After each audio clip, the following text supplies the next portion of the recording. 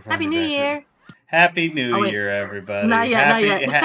Happy New Year. You heard it here first. It's 2026 on this December 27th of 2026. Not even 25? You said it was you said it was Happy New Year. I didn't say which year it was. It's 2026, babe. Clearly, it's the new year. Why would it not be 2026? Hey, Ham. How we doing? Jello. Oh, I should. You should? Sorry, animated intro. Not today. Not today. I still really I think it's so funny how it's just like 1, 2, 3, 4, 5, 6, 7, 8. Yeah.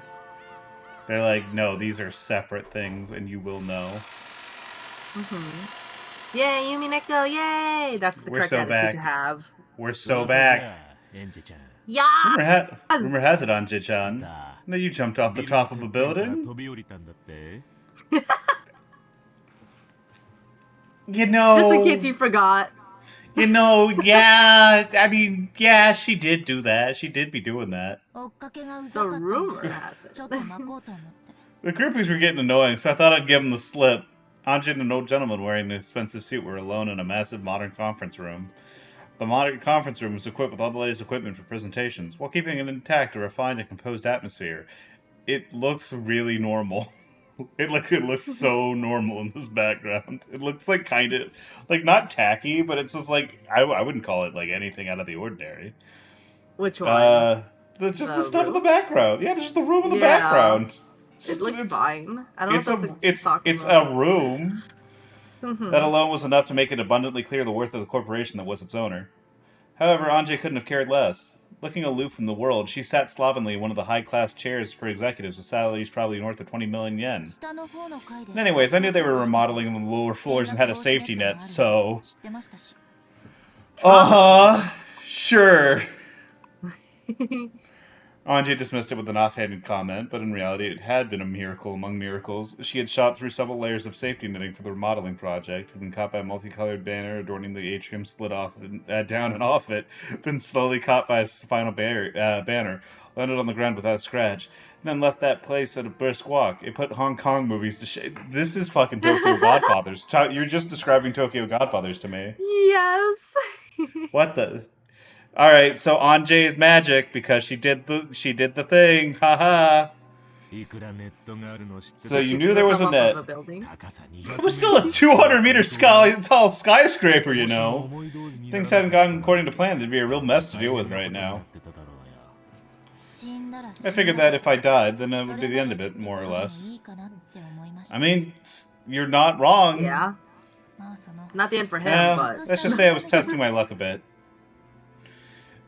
If I was that guy, I'd just be like, rich people are fucking awful, dude. Fuck you mean you were testing your luck. Kill yourself. More efficiently. Put it down to the rashness of youth. Anje shrugged coldly as though saying she had had enough of that topic. This, the old gentleman who was looking at the window below through the looking at the world below through the window, burst into laughter. So you were testing your luck. My, you truly are Kinzo-san's grandchild. The nerve to entrust yourself to chance, put your life in the hands of the gods, and think nothing of it. The chairman was also a person who could stake her life on a bet like it was nothing. Wonder if this is all part of the Ushinromiya blood. You really are going to be something big in the future. Take my advice. Why not put running this running away from home act behind you and return to the Sumadera family? I heard that Mom had a bad relationship with her family. I don't want to go back to the house of the people I first met at a funeral. The Sumadera family is my mom's family. It's a bit of an old family from Kyoto, and unbelievably strict in a way that you could never have imagined from the frank way Mom acted. The only person in the Sumadera family I had been on good terms with was Grandpa, who was living separately under the guise of retirement. Mom, too, kept up contact only with Grandpa. It had nothing to do with the rest of the family at all, nor they with her, to an ugly degree. Even for me, Grandpa's house was the only part of the Sumadera family I ever went to visit. Being young, I hadn't really understood it at the time, but I heard that Grandpa, as a man who married into his wife's family, was in an extremely weak position, and his relationship with Grandma was also bad. fact, maybe you could have even said that he was hated by Grandma and confined to the house. Oh.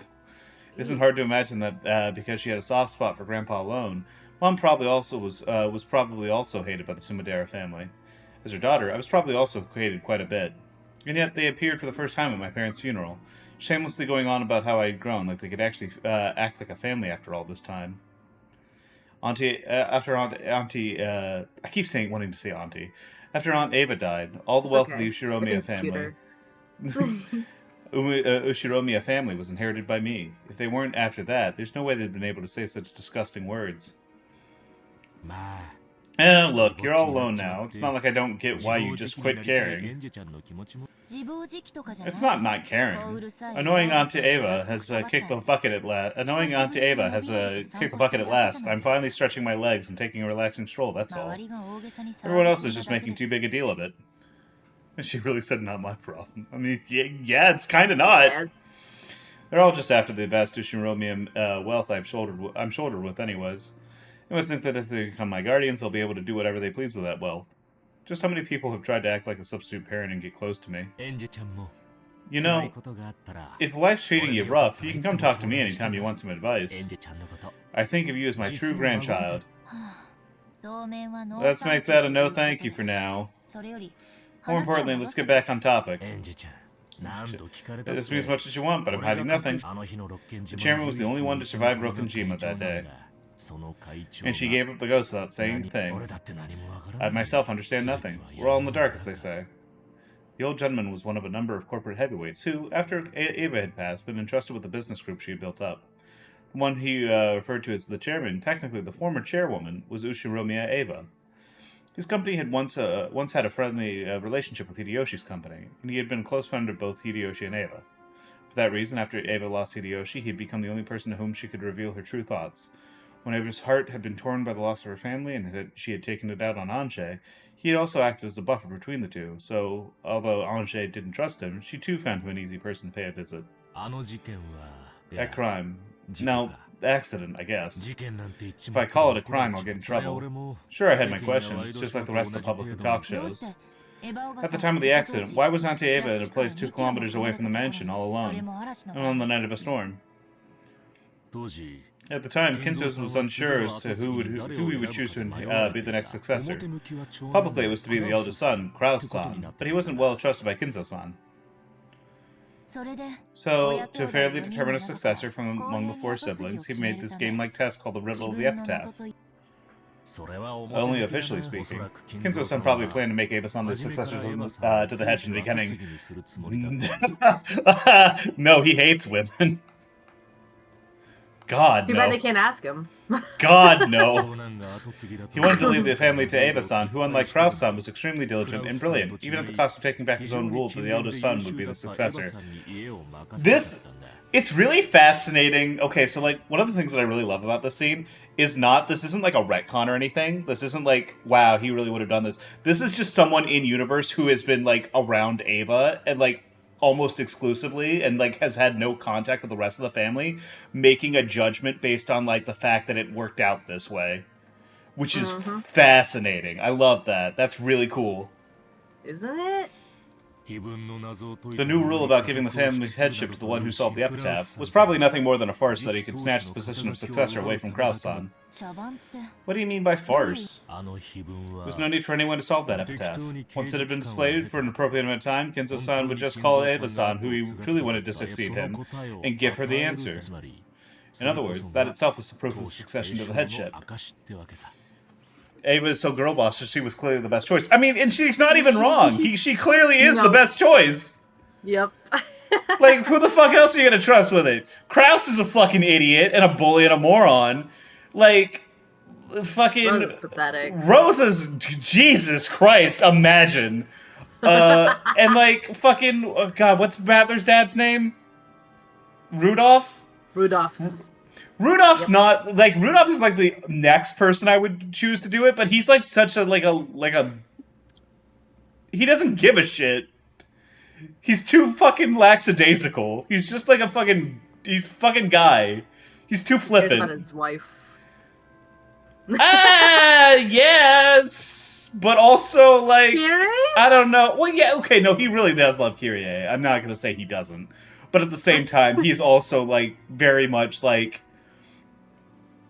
he doesn't give a shit enough about anything, really. You know?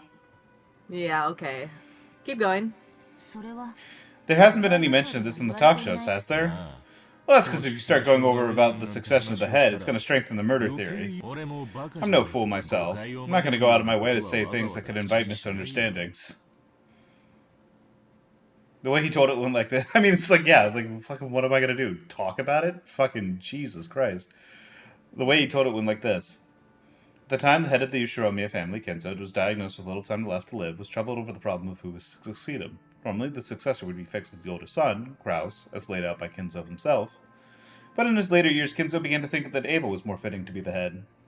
However, Kenzo, stubborn even to himself when obstructed by the title of successor that he had given to Kraus, searched for an official stance by which he could skip over Kraus and select Eva as his successor. That official stance was the riddle of the epitaph. The primary successor was still Kraus, but there was a new rule saying that if someone appeared who could solve the riddle, they would be chosen as the successor to the head. And on the day of what would probably be his final family conference, Kenzo had told Eva the answer to that riddle himself. In short, it was the same as proclaiming that Eva was the successor. On that day, Eva-san was summoned by Kenzo-san, and that was revealed to her. And so, that she could succeed the head, he called Eva-san to the hidden mansion Kuadorian, known only to the head. And the claim is that she escaped harm in that accident because she was waiting at a hidden mansion just beforehand.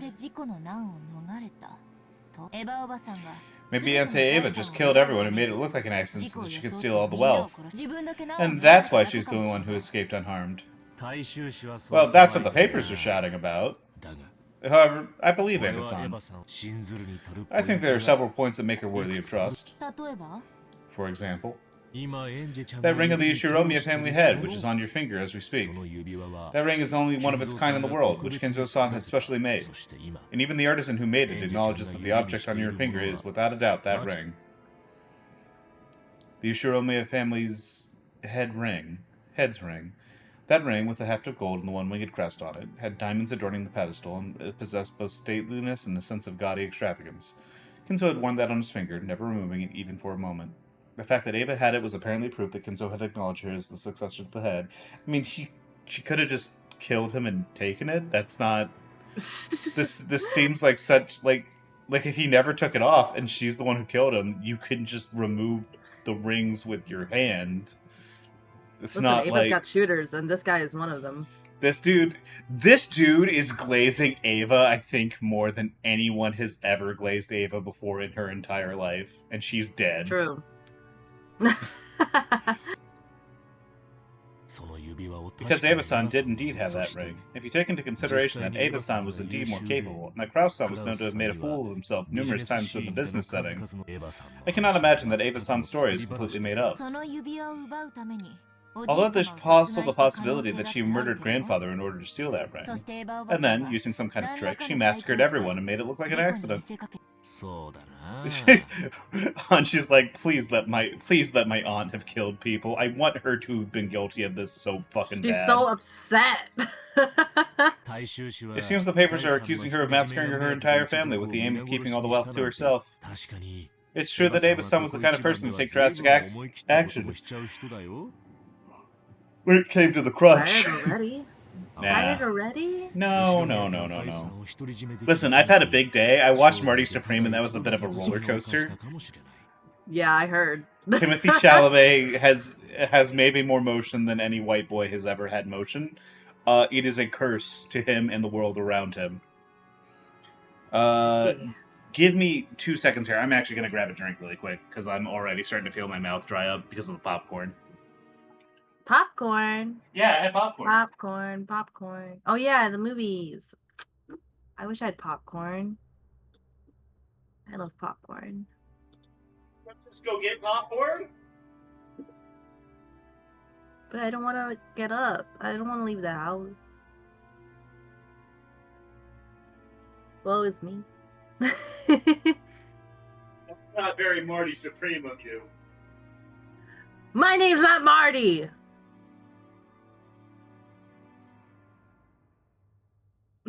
Drive to Eddie and bring her popcorn. I'll accept that, yes.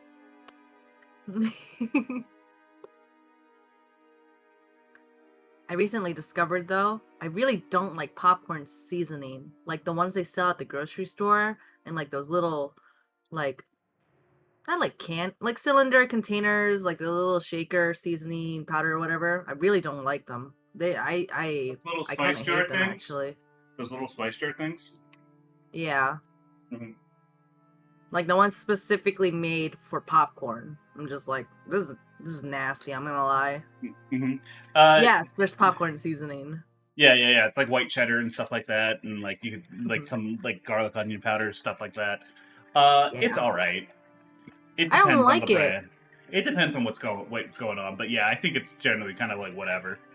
I think part Eddie, of it is like something is just wrong with the way that like the popcorn seasoning brand like made it, because it's just like white cheddar or like powdered garlic. Like those individually yeah. are fine. Like I have garlic powder like on my pizza sometimes and like it's fine, but Actually, I think garlic powder, like just normal garlic powder, in like a bag of popcorn, shake it around a little bit. I think that'd probably be pretty good. conceptually speaking it sounds good. But I had some popcorn seasoning, I don't remember the flavors, I'm sorry, it's been a few months. They were not good. I was like, something's just not right here, because like I thought I would like these flavors, but this is nasty. So Yeah. anyways, moving on back Anyways, to Umineko. yep. It could be possible that she committed the murders she planned to commit. It's true that Ava-san was the kind of person to take drastic action when it came to the crunch. It could be possible that she committed only murders she planned on committing in her life. The only murders she planned on committing in her life to grab this chance to make the Ushiromi well her own. Who are you, dude? Why are you such a shooter for Ava? She's in the ground. She's not gonna fuck you, dude. But what if? She will. She will if I post good. Anything can happen, Umineko. You know, I don't think that's true. What's the second point of making her worthy of that trust? Eva-san's family. Hideyoshi-san and George couldn't. Yeah, this is the one where I'm like, yeah, okay. Yes, actually. Hideyoshi-san and George couldn't. You might find this difficult to believe, but Anji-chan, but Eva-san was a person who treasured her family greatly. He was right. I found it very hard to believe that, or admit it, but deep inside I knew. That's why she treated you so bad, because you weren't George. Aunt Ava had really been a person who treasured her family greatly. You should have had an inappropriate relationship with a servant boy who was much younger than you. That would have made it everything better. That would have reminded her of her son. That would have endeared you to her. Just be a weird pedophile, Anji. God. What would like Anji's like what, 16 here? I forgot. She's still in high school, right? Yes. So we're gonna say she was only 3 years old when the event happened. And 12 years later, so she's like 15. So Anja, you gotta start grooming like a 9-year-old, and then Aunt Ava will love you. Actually, hold on. Sorry. She might have been 6 years old. Because no, I don't think she was. Maria was already like 9. 9, yeah. And there's not like a really large age gap between them. But then they gotta be like, at that point, then they would have to be like. That would make Anjay 18, right? Yeah, but she's still gotta be in high school. Yeah, there's 18-year-olds in high school. Yeah, I guess, but I think it's like 3 years of high school in Japan, right? I don't fucking know how this works, blog. Yeah, there's 3 years of high school in Japan. Okay, you know what? Let's just settle 16 or 17. Anyways, you gotta groom like a 8 or 9-year-old Anjay. It's the only way to get Auntie Ava to like you. That's the equivalent age gap. I regret giving this any brain power. Auntie Ava had really been a person who treasured her family greatly. The root of her twisted personality had been nothing more than the sadness of losing her beloved husband and son. Having been used as an outlet for all that emotion, I had no feelings of sympathy for her at all. But even so, it's not like I couldn't imagine that losing her entire family had dealt her an incredible shock sufficient to transform her personality. I think it's really fascinating. I really love that Ava's like a character who's like a study in opposites. She is very much like a girl boss who really, truly, desperately needs validation and approval from her father, and to like succeed and become like to have earned like the position of the head of the family. Uh, and she is genuinely like kind of really opposed to this idea of like getting married and like being used as a political tool and just not having agency in her own life. But like she is so genuinely like her marriage to Hideyoshi, I am assuming is like some sort like was some sort of an arranged marriage because of business interest. I just assume that for kind of all of like the parents, right? Um with the exception of Rosa, who was obviously like got knocked up and then dumped. Um so to see like that kind of relationship play out for Ava, but then she is so genuinely in love with Hideyoshi and like also so genuinely in love and invested into the well-being of her son. Like truly she is maybe the best mother, with the exception of like how her treatment of like George's relationship with Shannon. Shannon. It's she's so fascinating to me as like these really completely opposite impulses that lead to like a really like a character that I feel has like a lot of depth to them. Also, she's a giant bitch to Natsuki for some fucking reason. I have no idea what the fuck she did. It's so crazy. It's I like what the fuck did this woman do to her? She just hates to see women losing.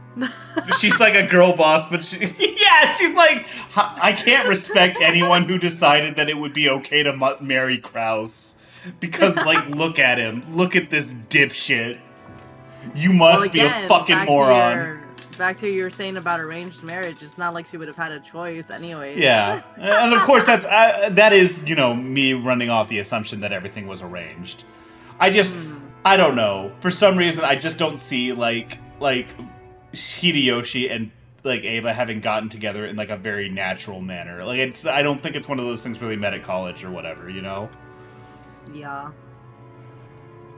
God, they're so cool. I love like it's so crazy that two of the most interesting of the parents like had the least interesting child I've ever like this dude is practically a pedophile. Like George is practically a pedophile, and like a weird sex, like a weird like the dynamic of his and like Shannon's relationship in terms of power dynamics is so fucked up, and he is still the most boring one. That's like an insanely bland person to have all of that and still be just nothing. God. I do been here for 15 minutes and George cannot catch a break. He's not even here. It is really incredible how much that I can go on any kind of Umineko rant and still have it wrapped back around to like, man, fuck George. Fuck that guy. Why is he here? Why did he need to be here? Love Umineko. This game's so good.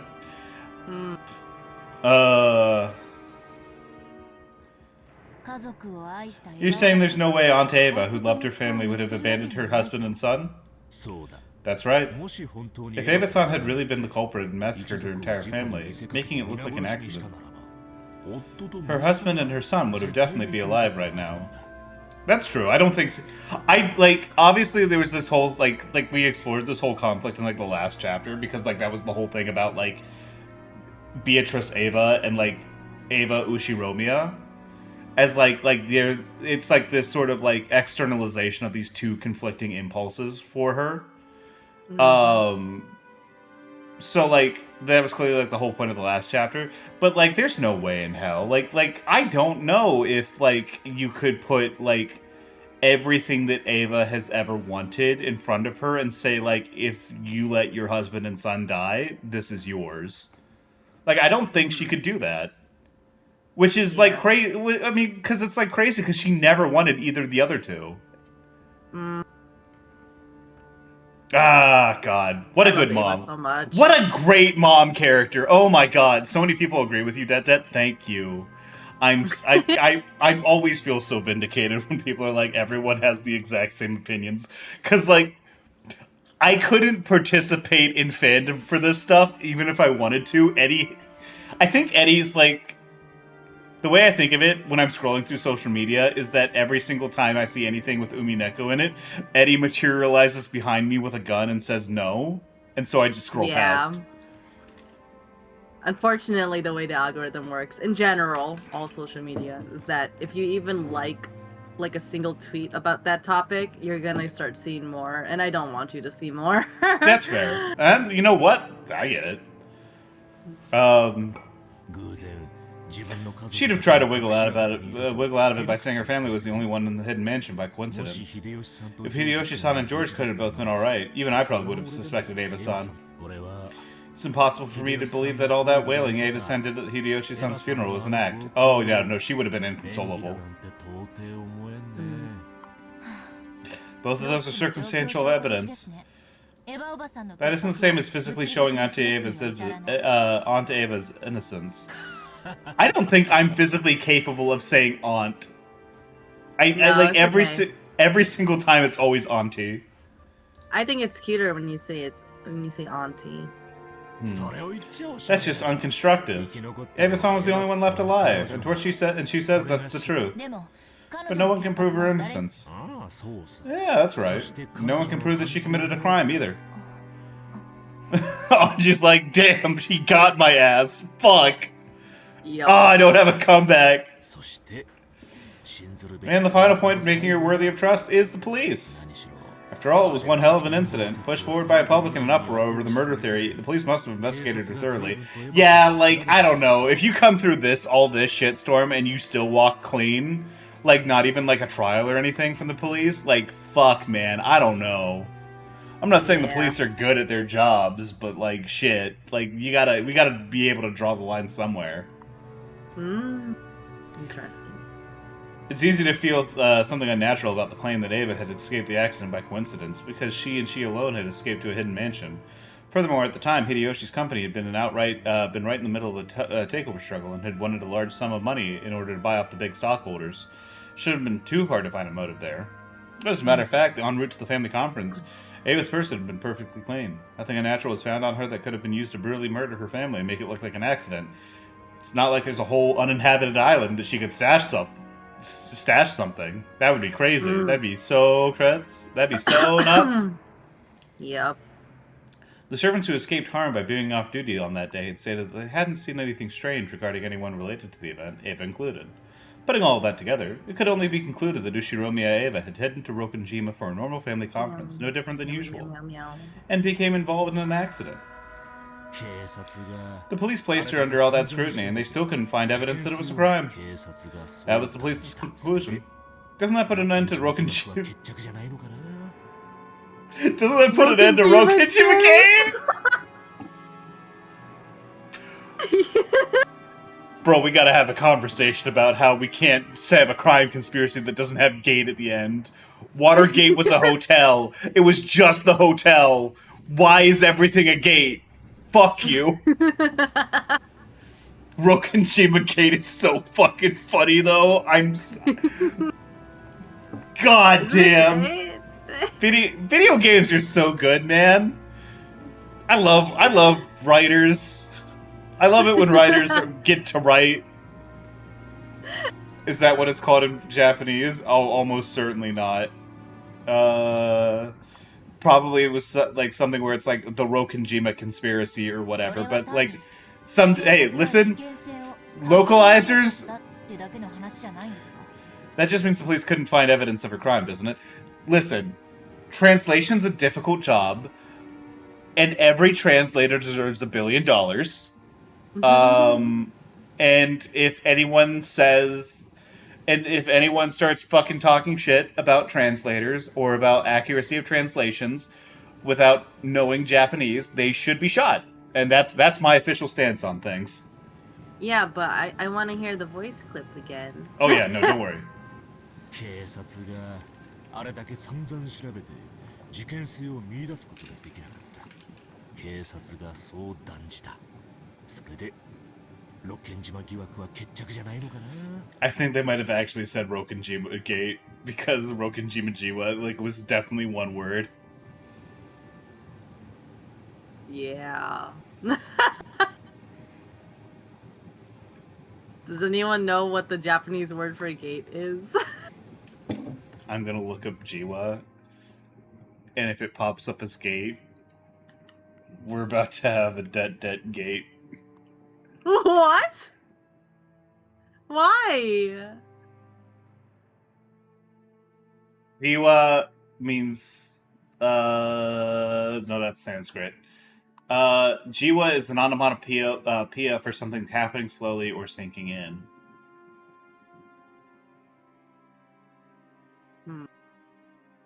We need a translation expert on this. I wish to know. You see, this is why you shouldn't question a translation. You're not allowed. You're never allowed to question a translation because we don't know. Anyways.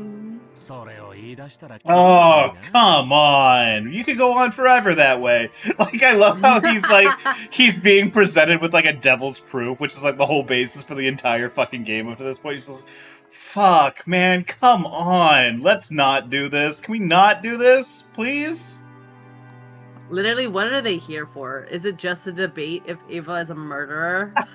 I think so, which is really funny. It becomes a devil's proof. To expose a crime, you just need to find the evidence. What can you do to show someone's innocence? It's impossible to prove a negative fact.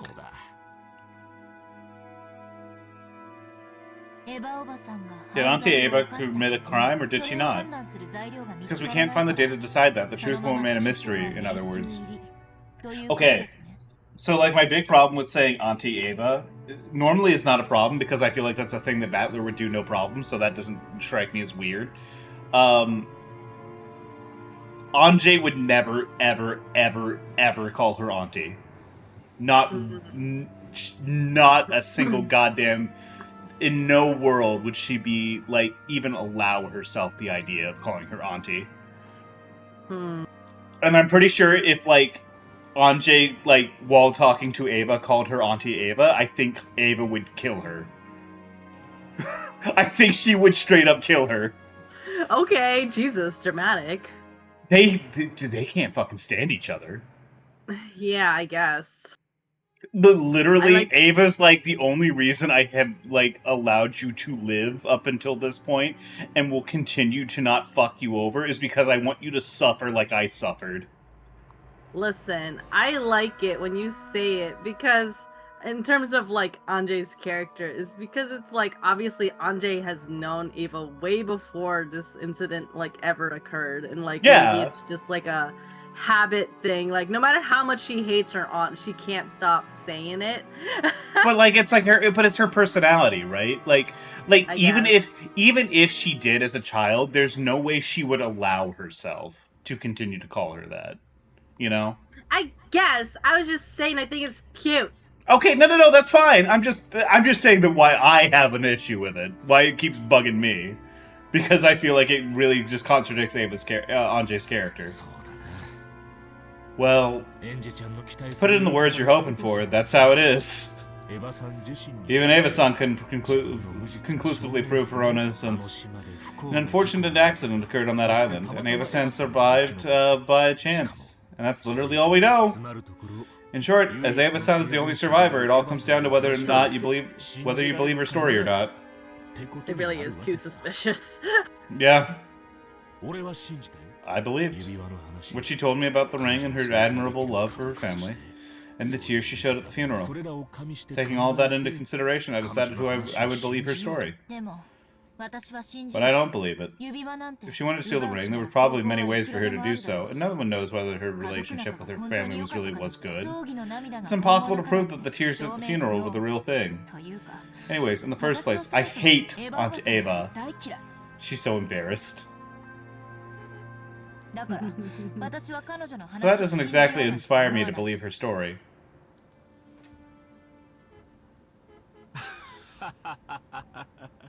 Okay, so that car horn was honking in the background of this. Mm-hmm. I was really like, I was like starting to like kind of look off to the side, like what's going on out there. I just want to view the truth of the incident. You and I are loggerheads on the issue.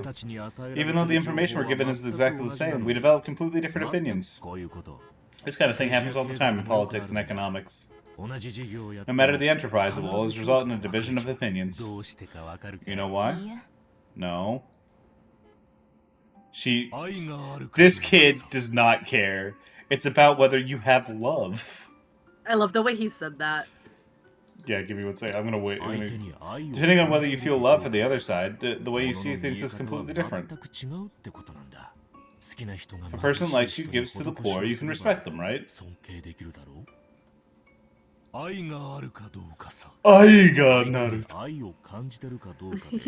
I love it.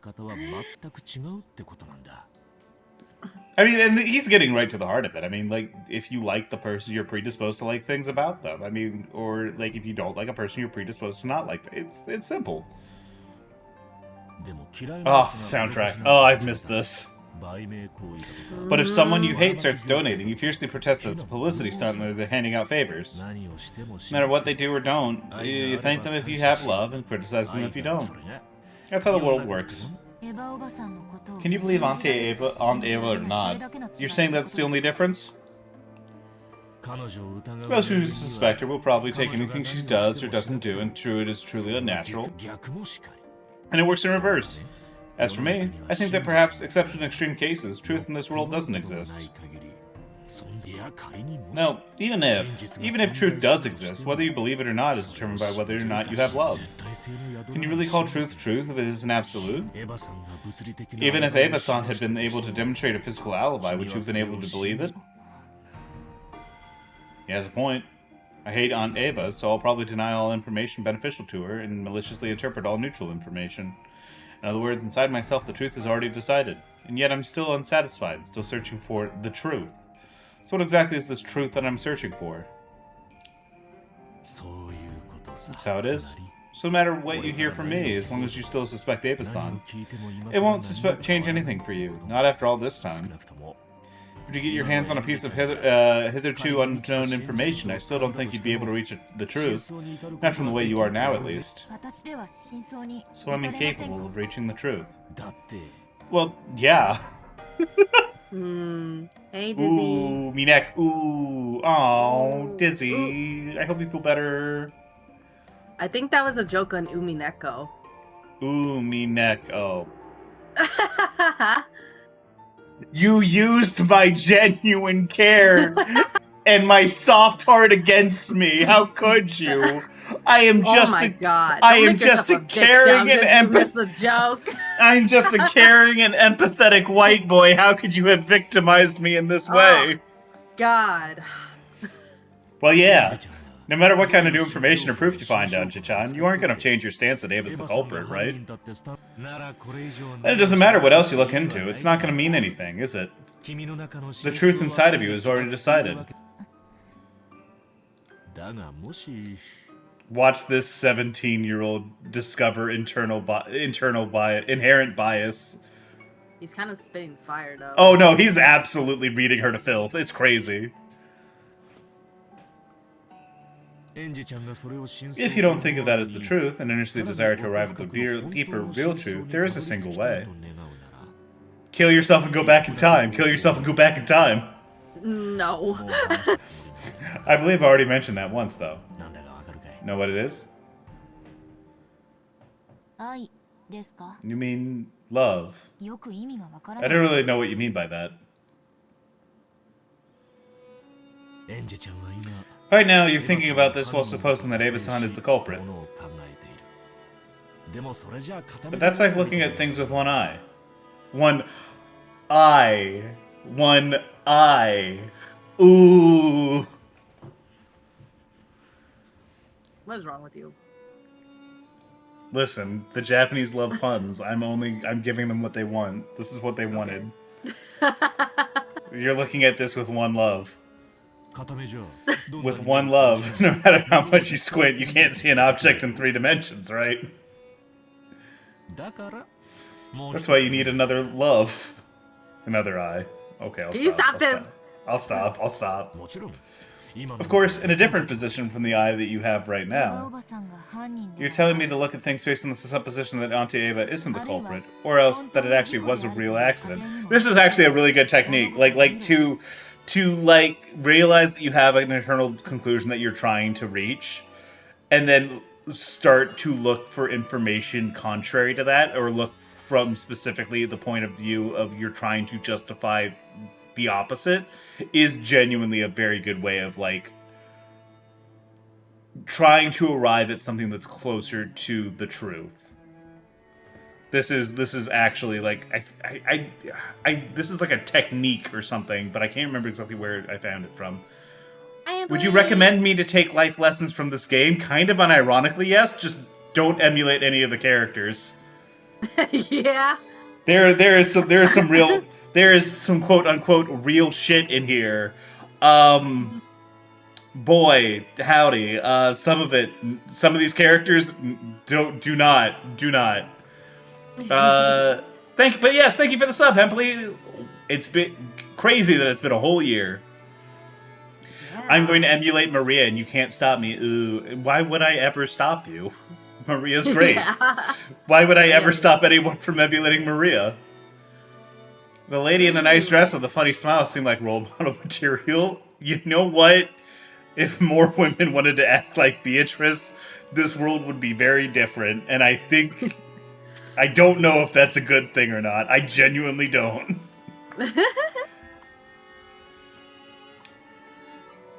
Alright. Or else that it actually was a real accident? Yes, exactly. When you think about something, try to look at it from different perspectives. If you don't, you won't understand anything about how it really is. It's the same with newspapers. With only a single newspaper, you can only see things from the single viewpoint of the writer who wrote the article. Sometimes it takes reading multiple papers where you can process the information rationally and in 3 dimensions. Without love, the truth cannot be seen. That's gotta... I do love that he immediately is like, damn, I fucking killed it with that shit. I'm a fucking genius. Telling you, he's cooking. I don't know, man. This dude's got motion. Maybe he found it amusing that a cheesy phrase like that had popped out of his mouth. Thinking about more people acting like Beatrice made me think of that time she made someone be your pet while completely nude. I think I have COVID. Like I said, probably a different place. Not sure for the better or not, but it's definitely different.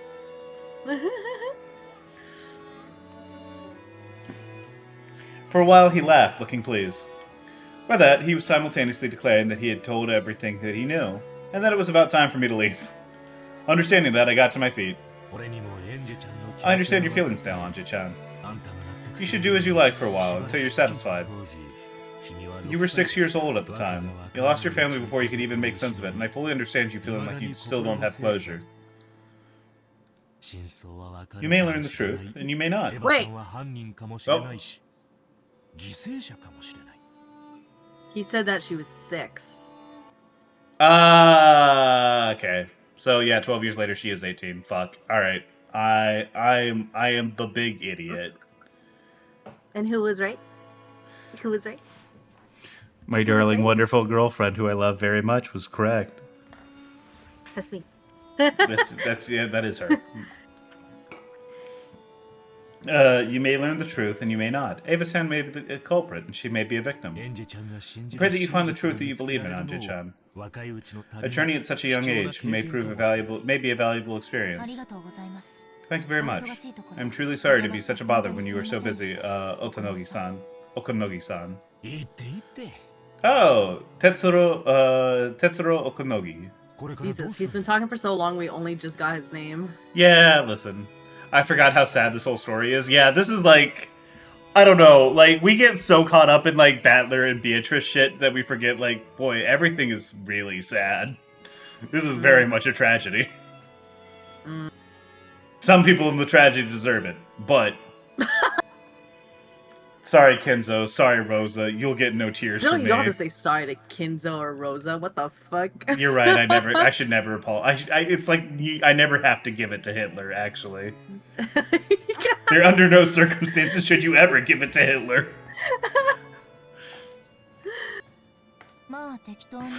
Whatever works.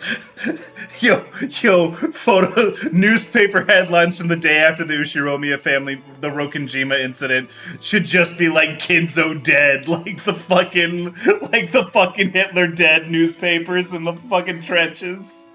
Oh my god. Whatever works. I made appointments with several specialists and people related to the crime, so I plan to pay them a visit. I see. I hope you find an answer you can accept.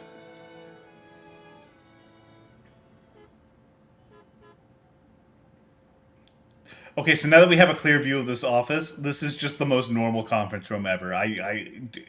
What were they? No idea what she was on about. This is that. She's a teenager, I guess. I guess she just doesn't have any taste. At the moment, a company president, Okanogi's secretary, came in and handed him a memo over his shoulder. He read it and looked between it and my face. My apologies that this comes right after telling you to try going on a journey, but I have some information you should lend an ear to. It looks like you're in a bit of a nasty fix right now. People after my money? This is why money is stupid. Yes, but if you try to sell off the whole shebang and donate the entire sum to social welfare, the people already making plans for your fortune, you're gonna make their eyes pop out. Oh, so it's the Sumadera family. The arrogance of them trying to act like my guardians. Rosa had her one good moment in one AU, and then she went back to being like that. I mean, yeah. Give me one moment. I'll be right back. One moment. Okay, do you want me to keep going or do you want me to wait? Because I I can rent. Okay. I had the precedent of Aunt Ava. Who would ever go under the care of the Sumadera family? They warmly want, as Aunt Ava had so often threatened in the past, to cut off my arms and legs, throw me in a warehouse, and suck the Shiromiya family's wealth dry. A representative of the Sumadera family is coming here. They're saying to hand you over. No, that they want to protect you. Representative, you say? It's your aunt. Kirie-san's younger sister. She said before that she thinks of you as a little sister. Oh boy. You want me to keep going or wait, because I can rant. It feels very dead. Listen, I know how to fill space. I know how to fill time. I could talk about Marty Supreme for probably like an hour after this and still not be done.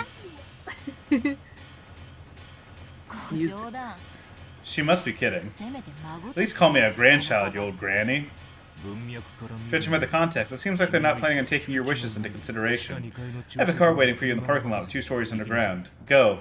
The Sumadera family is telling you to hand me over, right? Is it really alright for you to let me go? Oh, this isn't him letting you go. This is him delivering you to the Sumadera family.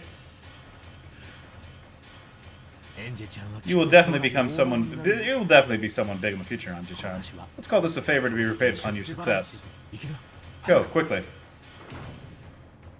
If Okanogi is actually, like, being cool, like, not fucking around with this one, he's pretty cool. If he is fucking around with this one, come on, man.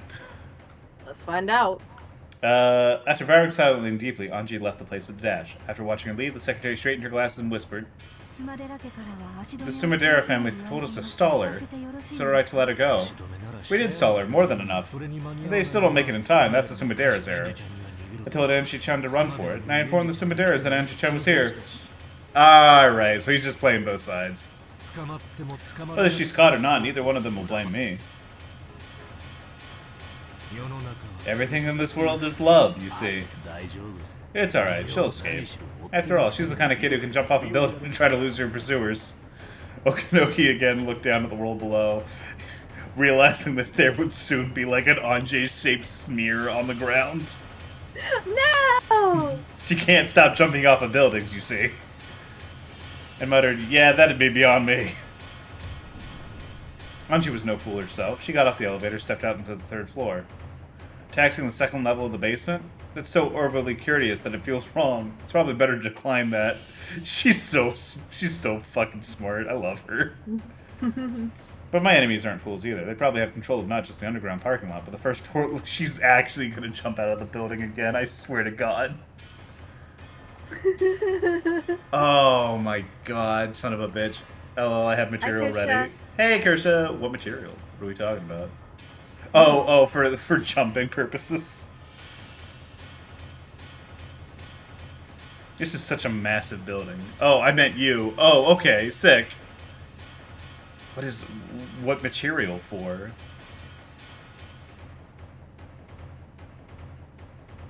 This is such a massive building.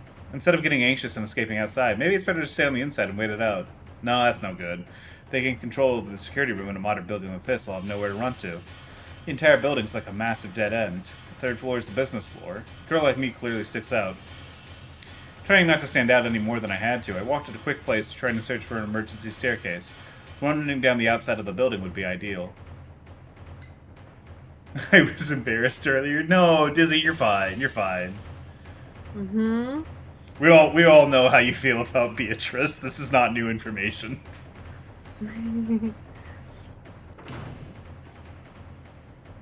After opening that heavy door, I found the outside stairs I was hoping to see. Once outside, I immediately encountered a man smoking a cigarette who looked like an employee skipping work.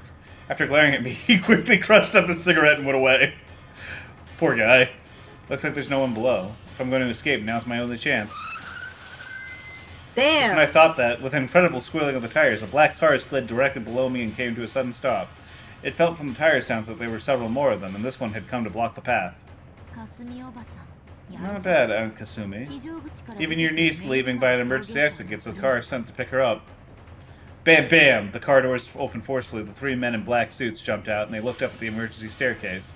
Ah, shoot, our eyes met. 12, target found. Northwest side, emergency stairs, third floor, send support. Anji-sama, please do not move from there. Forgive our roughness.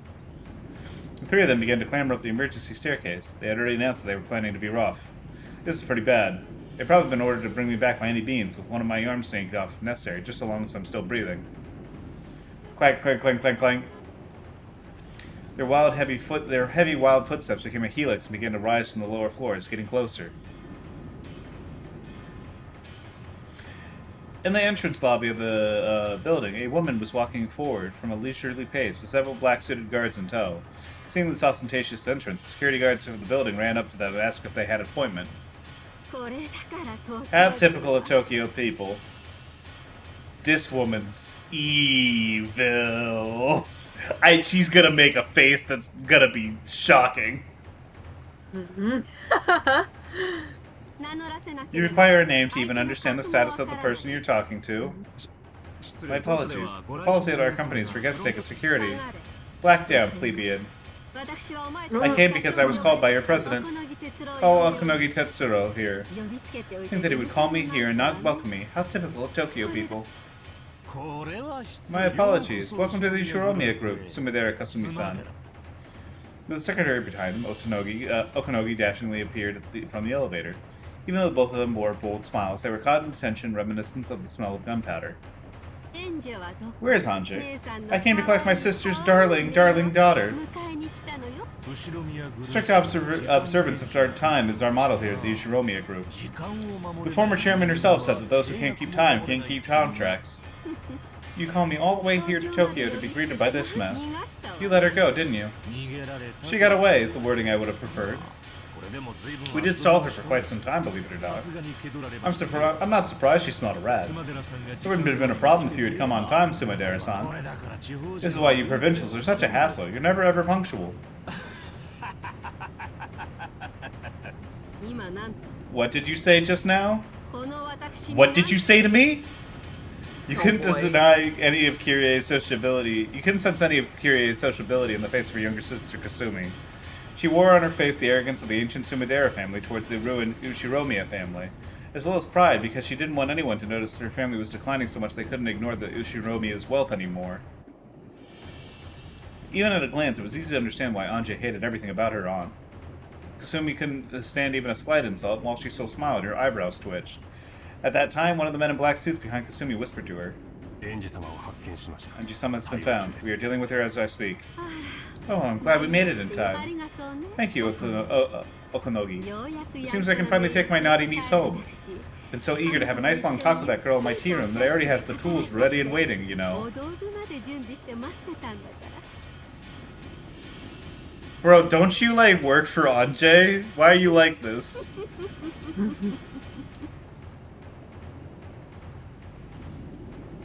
Clank, clank, clank, clank, clank. As the violence of the sound drew up a helix, it rushed at me from below, threatening to swallow me up. Of course, even if I fight them, I stand no chance of winning. Even so, if I run into the building, it would be like jumping into a dead end of my own accord. The enemies will increase in number with time. If I can't do anything here, I won't have any more chances to escape. Then 3 muscular black suits came into view below me. 1, 2, 3. 3 people. In other words, everyone who had gotten out of the car. If there had just been one of them, I might have been able to wait for the moment of the arrival to drop kick him as hard as I could, which might have worked out. It really is impossible, 3 of them. Wait. 3, huh? More jumping off of buildings! Whoa! It's hilarious that I went to check on the Lethal Co stream and everyone else arrived in chat. It's the magnetism, it's the motion, it's my white boy motion. Stop it! 3 might just be about doable. I can do it.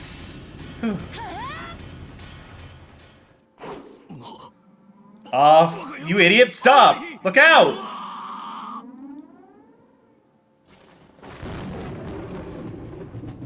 She just can't stop jumping off of buildings, guys. 01 calling 12. Do you have her? Please respond. What's wrong? Respond. What kind of person? Damn it! Oh. Look, see, that didn't work. That worked out, didn't it? It's just 3. I've already experienced much higher places after all. I knew I could jump down just 3 floors. It's a good thing the car they came was right beneath me. Even if it wasn't as pleasant as a trampoline, it broke my fall a little gently, a little roughly. Oh, that didn't make me feel wonderful. No one asked you to go and dent that badly. Having broken my fall, the roof of the car now had a massive dent around my body. I guess car roofs are more delicate than I thought. I don't think it's because of my weight. Apparently the 3 men on the stairs hadn't anticipated me jumping down. Having realized that they had been outwitted, they hurriedly rushed back down. See, if they had sent 2 and then had 1 guy in the car waiting, fuck, genuinely nothing she could do. I have to run and escape while I have the chance. As I moved my body, the car roof made buckling and popping sounds. But I had been naive. There was no way they had all rushed up the stairs without leaving 1 person behind. Shit! Shit! There was 1 black suit left in the driver's seat of the car that broke my fall. Son of a bitch! He stuck his head out the window when he realized that the thing had fallen on him was me. He jumped out. In a rush, I jumped off the roof, but his reaction was really fast. Either there was a massive reward for capturing me, or a harsh punishment for letting me get away. 15, secured. Ow! Get your hands off me! Let go! I was mercilessly held down against the asphalt. I was being crushed face down, covered and pressed down from above. It was a hold without a trace of elegance, but it really was logical and left me absolutely no room for resistance. It really is very Lupin the Third. These are some hijinks. I tried to push back with both hands, searching for a way to resist, but I was being pushed down solidly, and I couldn't even tear myself off the asphalt. Then another car came, squealing tires as it slid to a sudden stop. Guess it's all over. The man that had been crushing me let out a sharp cry. He had yelled close to my left ear, making it ring. What in the world? The black suit and I were unceremoniously rolled over. After being turned face up, the first thing I saw was an arm stuck straight out in front of my eyes. Amakusa, what are you doing here? Who the fuck is this? Let's go! You gotta be... Yeah! There's too many dudes with, like, generically unique designs like this in this game. I can't handle this. What do you mean you've got a fucking flat top with a bandana, long hair covering your thing, and then, like, this weird chain over your fucking corset? Let's talk about it after we lost him. To the car, quick, Missy. Amakusa grabbed my arm and easily pulled me up, spinning me around with himself as the center of gravity. The thought that it was a little like a dance lasted only for a brief moment before he flung me through the open door into the driver's seat. Battler's gonna kick this guy's ass, dude. I climbed over the handbrake and slid into the passenger seat. Pushing me through, Amakusa also got in and took up the driver's seat. Since we had suddenly taken off while I was still on all fours, I had to kick and struggle around on the seat for a while, like a turtle flopped on its back. Amakusa checked the rear view mirror for cars in pursuit, but flew into the artery of the big city without lowering his speed in the slightest. Artery of the city. We sued our way through between one car after another, just like a chase scene in some action movie. Tossed about by his horrible driving, I had trouble getting myself reseated. Any injuries, Missy? They really were looking for... God, they've been wanting to show this off. Oh, they're very proud of this. Oh, good. Humans are surprisingly durable. From now on, whenever I miss a down elevator, I'll just jump out a window instead. Look like air dives are your hobby, Missy. Still, I recommend you bring a parachute next time. I'll do that if I remember after jumping. Cool. Cool. I kinda hate this dude, I think. He smacked the steering wheel, guffawing. Need an explanation for this flippantly spoken man? I don't... It would be really funny if it said, no, you're not getting one. His name is Amakusa Juza. He was originally one of Auntie Eva's guards. If I remember correctly, she hated him for being too jokey and too chatty. He was especially young amongst the guards, but contrary to his outward flippancy, he'd hopped from the 1st Airborne of the JSDF to the French Foreign Legion, placing himself in overseas private military campaigns and high-class security companies one after another, making a pretty incredible and unique career. But I heard that he ran off from both the JSDF and the French Foreign Legion, and that he'll be arrested if he enters France again. Both these flippant episodes are very typical of him. Apparently, the guards had been sternly told not to chat with me unnecessarily, but I recall that didn't stop him from coming to take a pass at me. Auntie Eva had particularly disliked that. I believe she dismissed him right before she died. It's nice to hear that casual tone again. What have you been up to since getting fired? Jesus Christ. Coaching people at Blackwater. I came back to this country for some time off, and President Okunogi offered me a high wage. And you ran off again? What use is a man like that, I wonder? It doesn't count as running off as long as I come back by next week. I talked with him yesterday. I was told that you might attract some troublesome people. Sorry, it turned out to be exactly right. My name probably came up since I know you, and I've got plenty of experience when things get crazy. Thanks to you, it looks like this will make for a happy break along with some pocket money. Okunogi-san employed you as my guard? He probably wants you to owe him one, Missy. After I got the axe, President Okunogi helped me out a bunch, you see. He's got me right where he wants me. Can't say no to him. Seems like if you let Okunogi-san help you out, it'll be pretty costly in the future. So, where are you planning on taking me? Wherever. I'm employed until the weekend. Anything after that will cost you extra. How much a day? I'll cut you a deal for 50K. Plus expenses. If you stop cracking jokes, I'll double it. Period of employment is undetermined. Might be several weeks. That'll be tough. I'll have to call the boss to get an extension on my vacation. I just want to investigate that day, nothing more than anything. Ah, you're talking about Rokunjima. Yes. What happened on that island 12 years ago? I want to investigate it with my own hands and find a satisfying explanation. I feel like they should be switching the music here in a second. They gotta. This is getting a little bit. Without you really making any new discoveries at this point, investigating something that happened so long ago. You're right. Which is why this is a journey for my own self-satisfaction.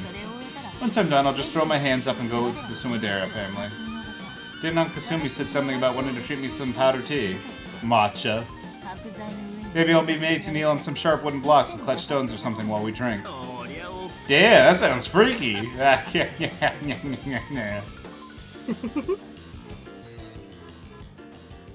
There we go. I don't like that guy, I'm sorry. Fine. My apologies, we lost sight of her. A single man thought to be an associate assisted within her escape. Judging by his possession of a stun gun and driving skills, he's no amateur.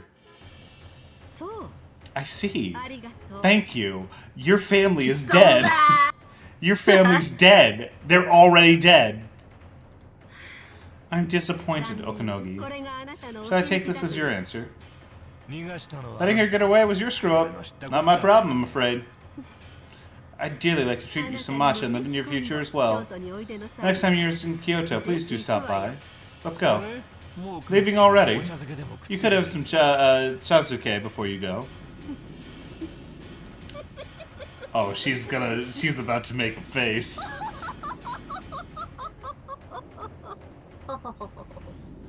Her back to Okunogi, she laughed at first lightly, but with an increasingly shrill and hateful tone, using that as a substitute for a sharp parting remark.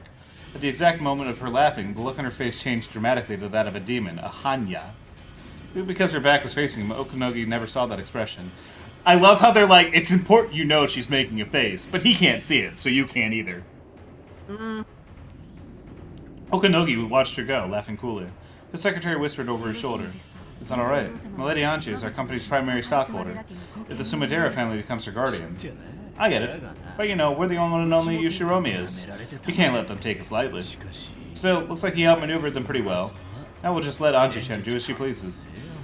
Counting on you, Amakusa. Kasumi-sama. The getaway vehicle was a rental. The license plate on display was a fake.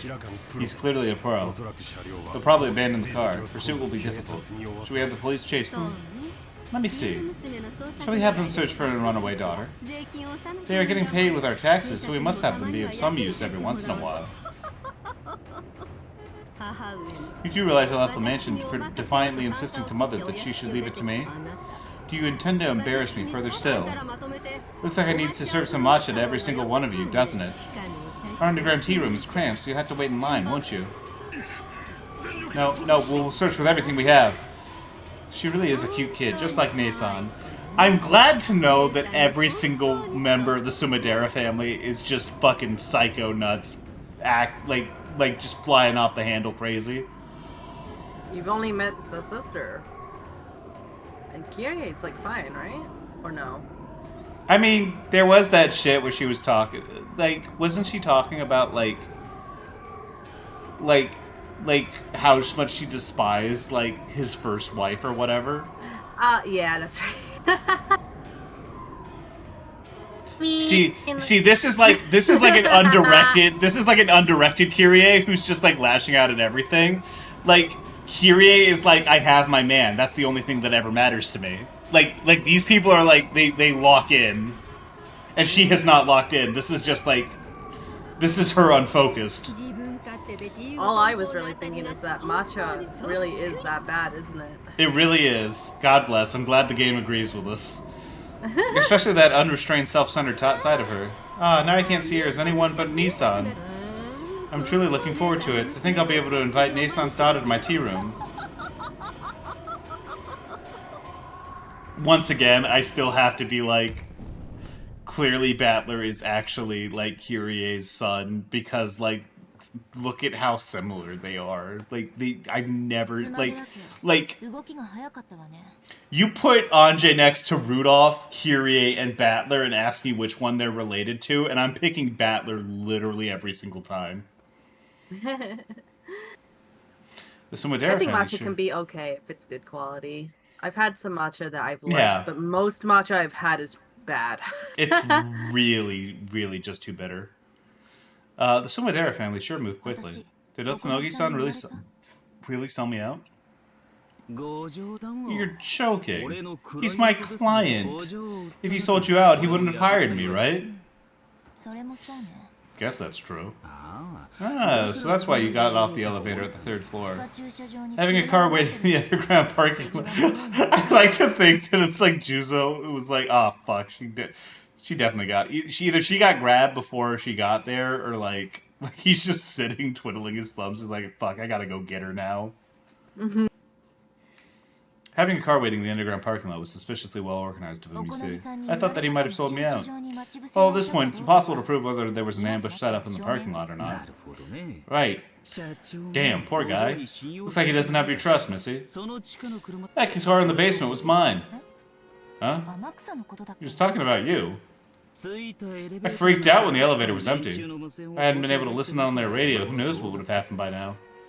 So, what? If I had obediently believed Okanogi-san and gone to the parking lot, there wouldn't have been no need for me to do that jump off the 3rd floor? Yeah, pretty much. Well, it turned out alright in the end. Anji's like, damn, maybe I really am a bitch. She's like, oh, that would have saved my ass, like, literally. My ribs are probably bruised right now. I could have not done that. Her spine destroyed. Yeah, that's something. If I hadn't suspected President Okanogi, I could have easily escaped without getting caught in a tough spot. President Okanogi might have sold me out. No, because paranoia told me that it was better to suppose that he sold me out. I assumed and decided that he did that. Because I wasn't able to believe him, my truth, regardless of his truth, became he sold me out.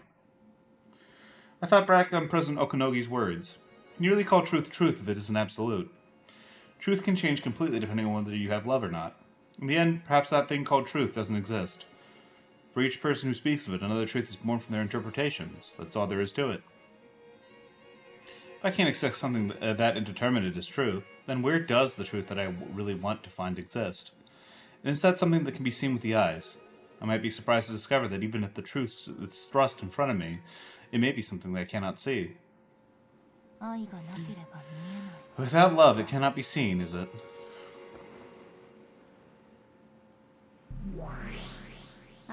Hey, Burn. This fragment of yours is very lively. Yeah, this is getting a little action movie. It's crazy. It doesn't bore me. Jump off another building. She does like that part. Yeah, you said to me, you told me to search for the truth of 12 years ago. But I feel like it's not really clear to me anymore. What isn't? What is truth? There are as many truths as there are people. There are as many interpretations as there are people. And those can be twisted by opinions and changed indefinitely. I want Bird to come in and like, what are you, fucking stupid? The truth is the truth. Fuck you, you dumbass. You motherfucker. Stop getting philosophical with me. I can see it. Is truth really that indeterminate and vague? It is. Truth is indeterminate. Okay, alright, that's fine. It can be like a particle or like a wave, and it can hold conflicting forms at the same time. You're free to believe that the cat in the box is alive or that it's dead. God, if I had $1 for every time a Japanese writer talked about Schrodinger's cat, like, they love that fucking cat so much. I mean, listen. Cats are pretty nice. But the truth is very delicate. It changes its appearance just by being observed. You're talking about the Schrodinger's cat box. Nonsense. If you open the box, you'll learn the truth. Debating what happened before you opened it is armchair theorizing at best. Yeah, and yet, in order to deny those armchair theories, you need to open the box. If a box cannot be opened, then any and all ideas about its contents are impossible to disprove. In other words, truth. As long as truth can't be denied, it keeps its form. That's right. So truth is just a bunch of balloons, and evidence is a needle. As long as truth can't be observed, it keeps its form. So any reckless statement can suffice as truth, as it can't be exposed as a lie. Yes. Even if they contradict each other, endless ideas can exist as truth at the same time without being negated. So even something as screwed up as my family being captured by the Rokenjima witch and imprisoned 12 years ago in the past for all eternity can exist as truth as long as we don't know what happened 12 years ago. 12 years ago on Rokenjima, the witch called Beatrice wrenched open a space for endless imagination and swallowed everything up into it, using a cat box. Okay, so the interpretation here from the magical side of things is that by discovering a conclusive evidence for, like, something that happened 12 years ago, it closes the space for Beatrice to run her games. Is my understanding of what's happening here. Am I off on that? You're thinking really hard. Okay. Sorry, I'm playing Animal Crossing. I couldn't. Don't look at me. You see this? Don't look at me! You see this, ladies and gentlemen? Don't look at me! I'm living with an addict. I wish I was living with an addict. Excuse me. Oh? That's true. Everything in the unopening box is true. That's right. We don't know what happened on that island, so it becomes endless. So long as it remains closed, that is. All I have to do is wrench it open. Okay, yes, they are coming to the exact same thing. Okay. I said yes. But Yeah. But that box was closed out 12 years ago, and I didn't even. You kind of were like. You said yes in a way that it kind of felt like it had a question mark on it, and then you were like, "I'm watching it. I'm playing Animal Crossing. I'm sorry." So I really didn't feel confident taking any kind of conclusion from that. I'm sorry. It's all good. And I don't even know where it is. Even if I were to visit Rokenjima, what would I have been able to learn there on that desolate island about what happened 12 years ago? Who knows? What could you learn, I wonder? In any event, that is something that only can be done by the person who is able to walk around freely in the world of 1998, 12 years into the future. The final witch, Anjay Beatrice. I'm sorry, I just, like, the final witch, Anjay Beatrice, I'm just like, come on, man.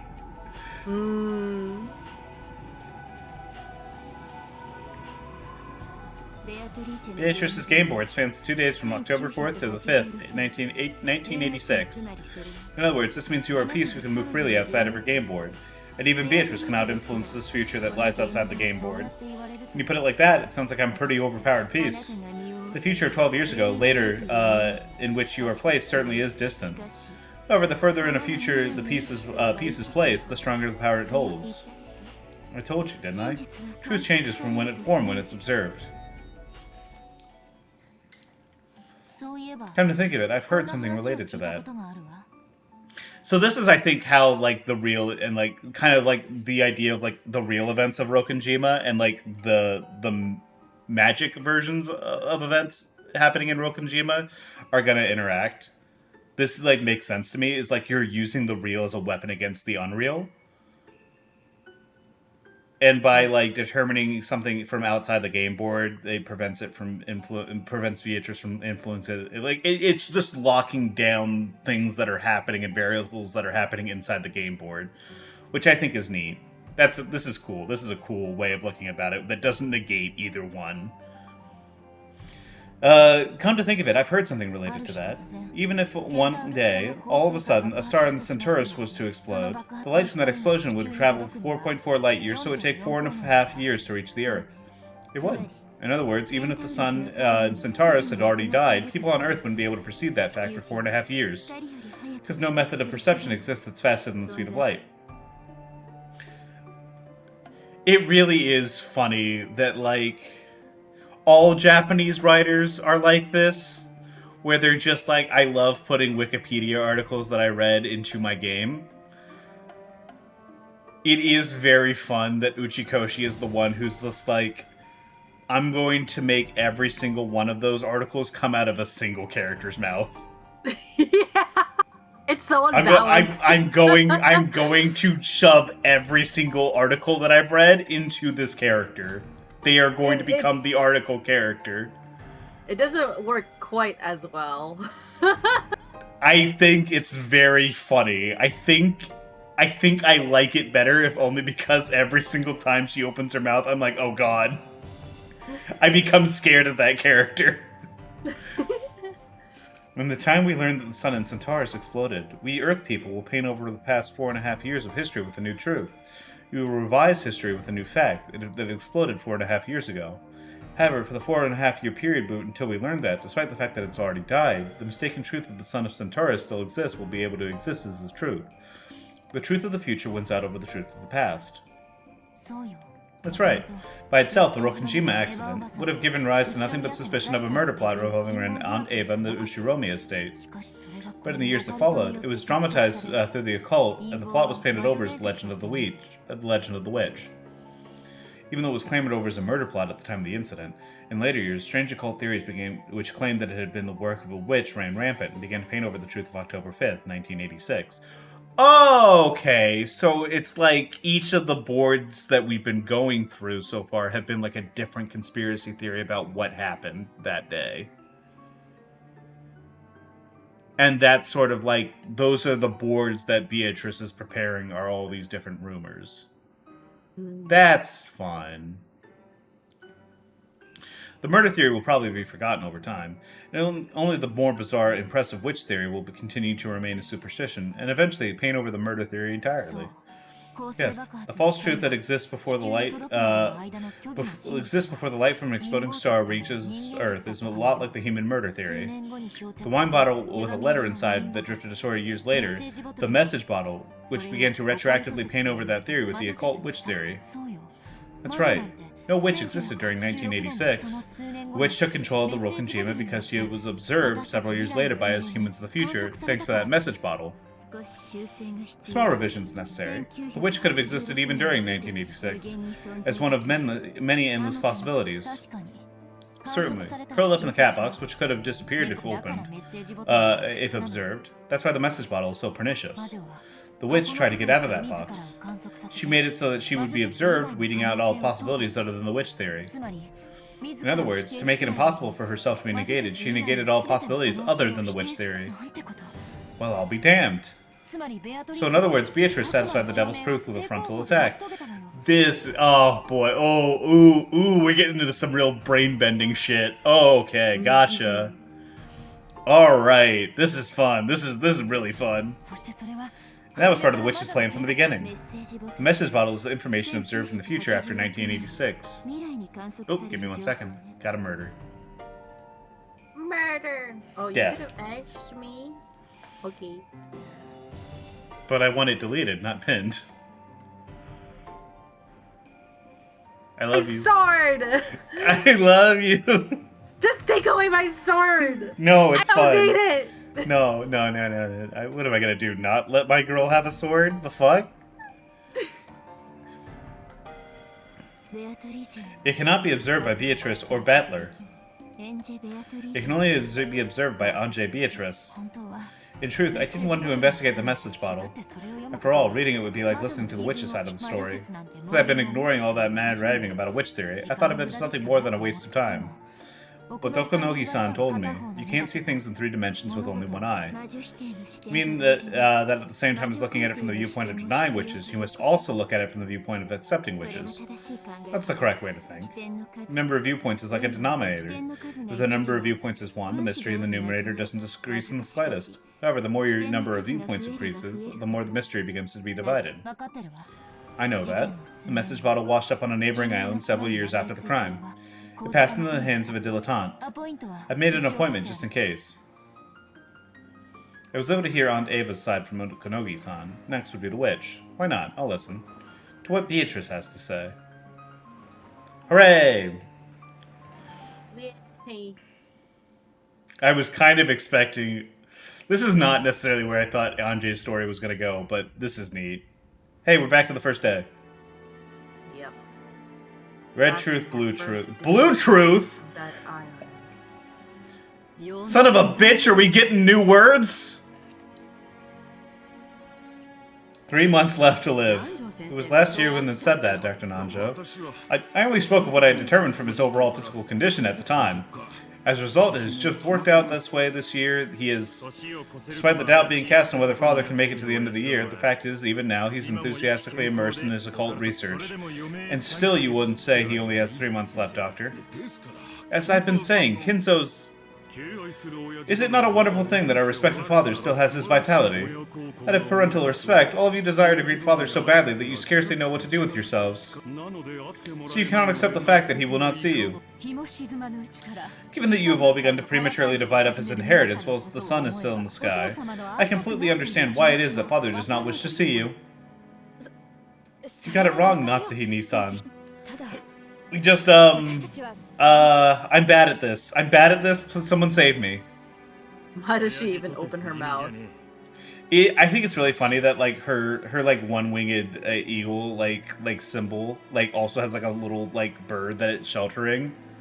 I think that's really nice. It's also over here on, like, his lapel, but it's, like, part of the eagle. Yeah, it's a whole eagle. It's not like a big bird hiding like a small bird.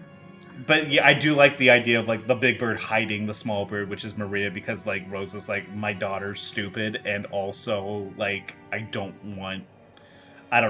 Like I think it's very appropriate it's nice character for Ava. design. Meanwhile, like it's like the bird is like barely attached to like Rudolph's, and it's like you could almost see it just like trying to get away. It's squished in there, in my opinion. Not even Dad is immortal. He's gonna die someday. We aren't telling him to die. We're just saying that he will die someday. I mean, honestly, I think Rudolph is, like, really spitting with this one. Like, listen, I know it's, like, fucked up to talk about, like, death or whatever, because, like, no one wants to think about it. But, like, it's important to have a plan. It's important to know what the fuck's gonna happen so that when the time comes, because it will come, that you're not, like, fucking sitting around, like, running around with, like, chickens with your head cut off. Mm-hmm. We're just talking about how to prepare for that. And that is precisely what is so disrespectful. Girl, what the fuck? Kinzo will never die. He's an immortal god king and he's my favorite. I want him to be my dad. I need him to be my dad so bad. Oh, God. This whole game is an ad for getting an executor of your will ready. Especially when the executor of your will is like a really hot witch who wants to like step on your balls. Stop it.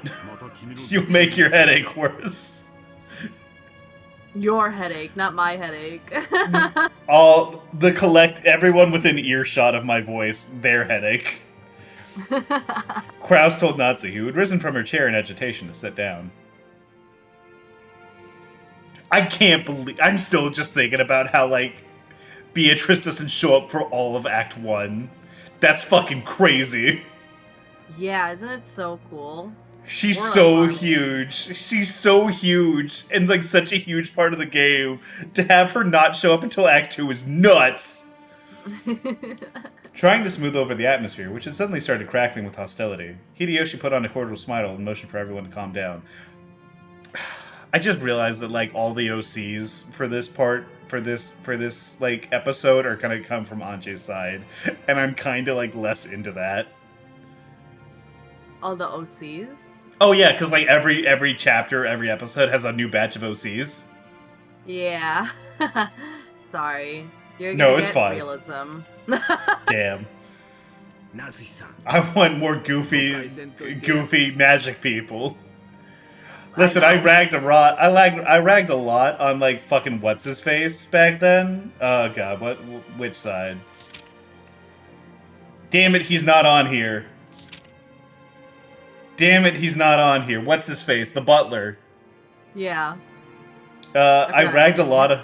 I ragged a lot on him when he first got here. But, like, I don't know. That guy was fucking... God, he's so cool. He's so funny. He really does not give a shit. No. Even when he doesn't give a shit as part of a plan, that where he gives a shit, he does not give a shit about that plan. Yeah. I've never met a character who gives less of a shit. It's kind of crazy.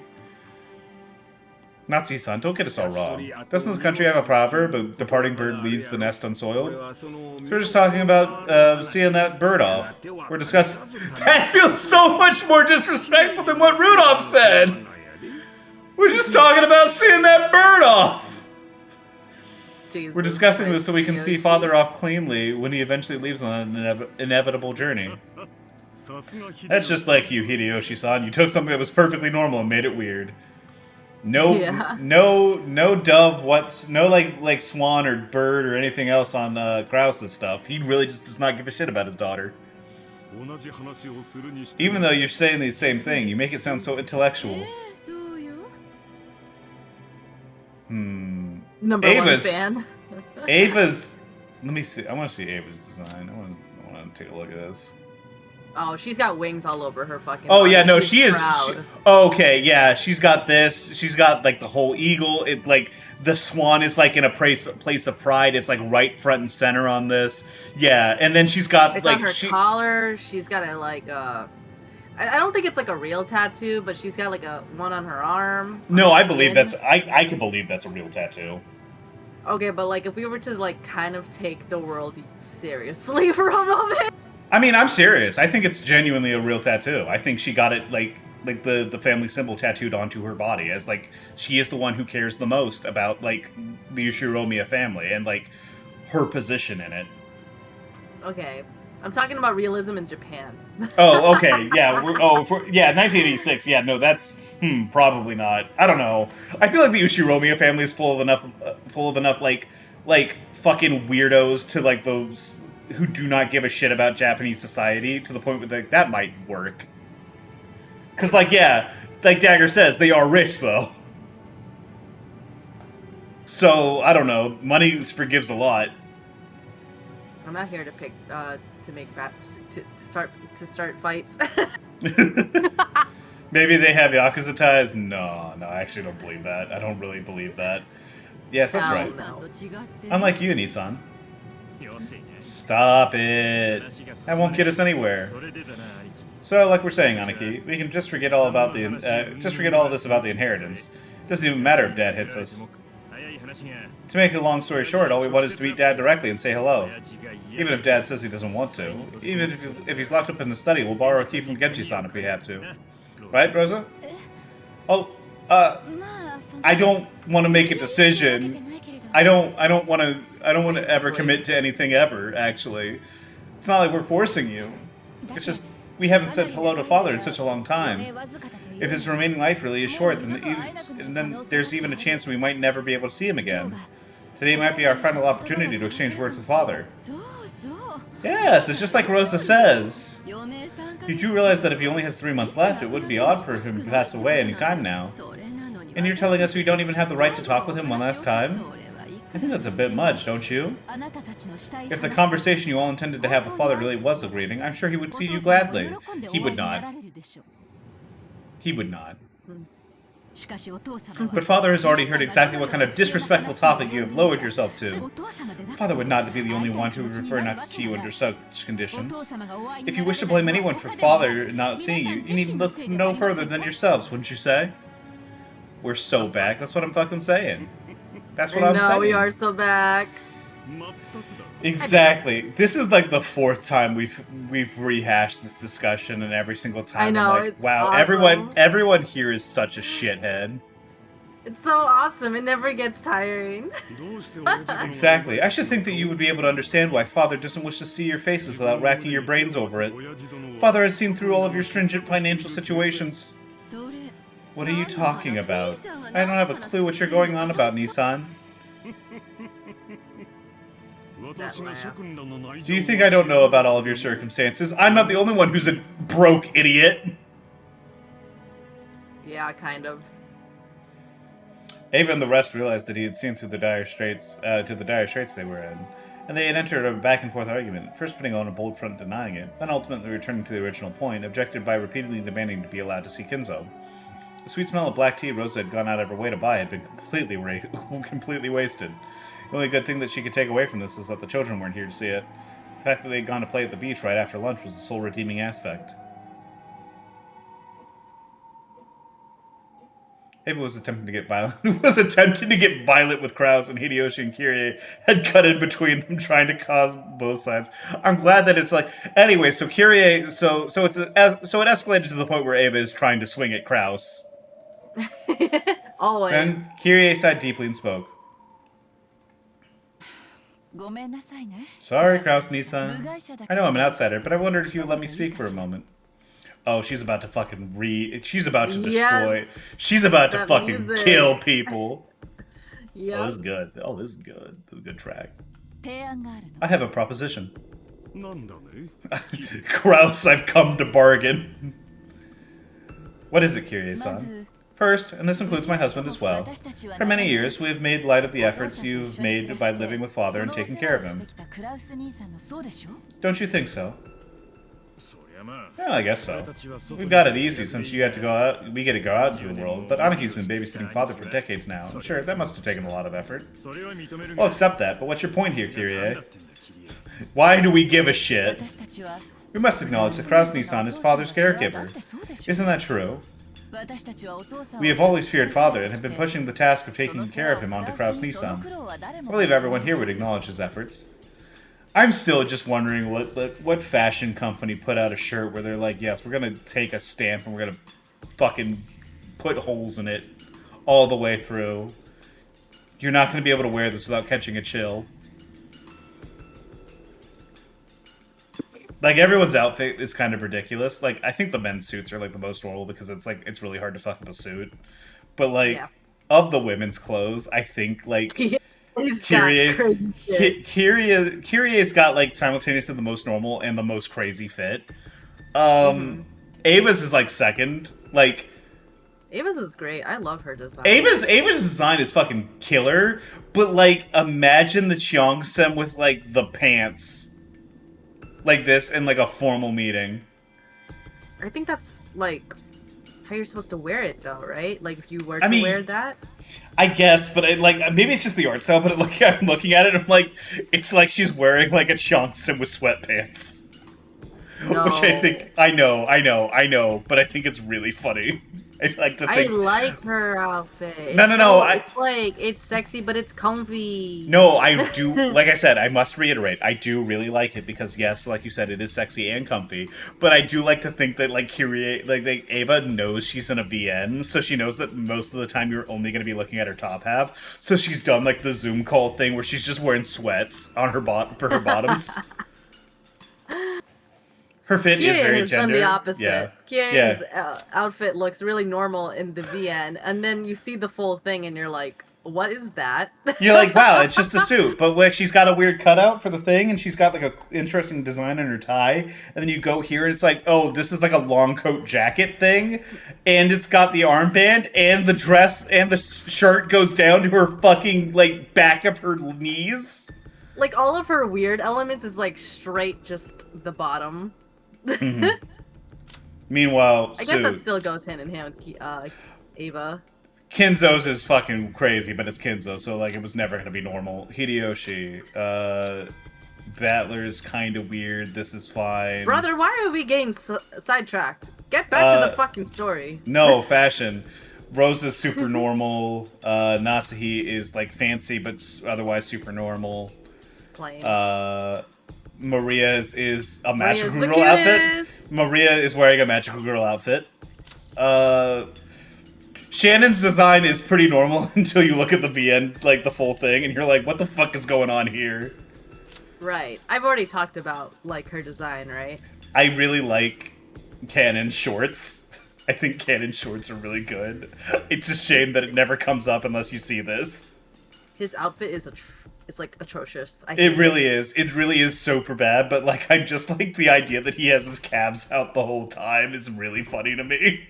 I don't know why. I'm just like, yeah. Emphasize that he's a boy, just a small young boy. Just a small young boy. Don't worry about any uncomfortable stuff happening, you know, with his character arc or like something that's being implied. Don't do that.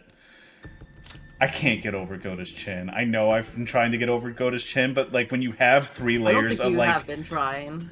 I think when you have do. 3 layers of W on your chin is crazy. I think that's nuts. The fact that they're like, we're just gonna take the bow tie collar and then the chin, and it's gonna be 3 layers, insane.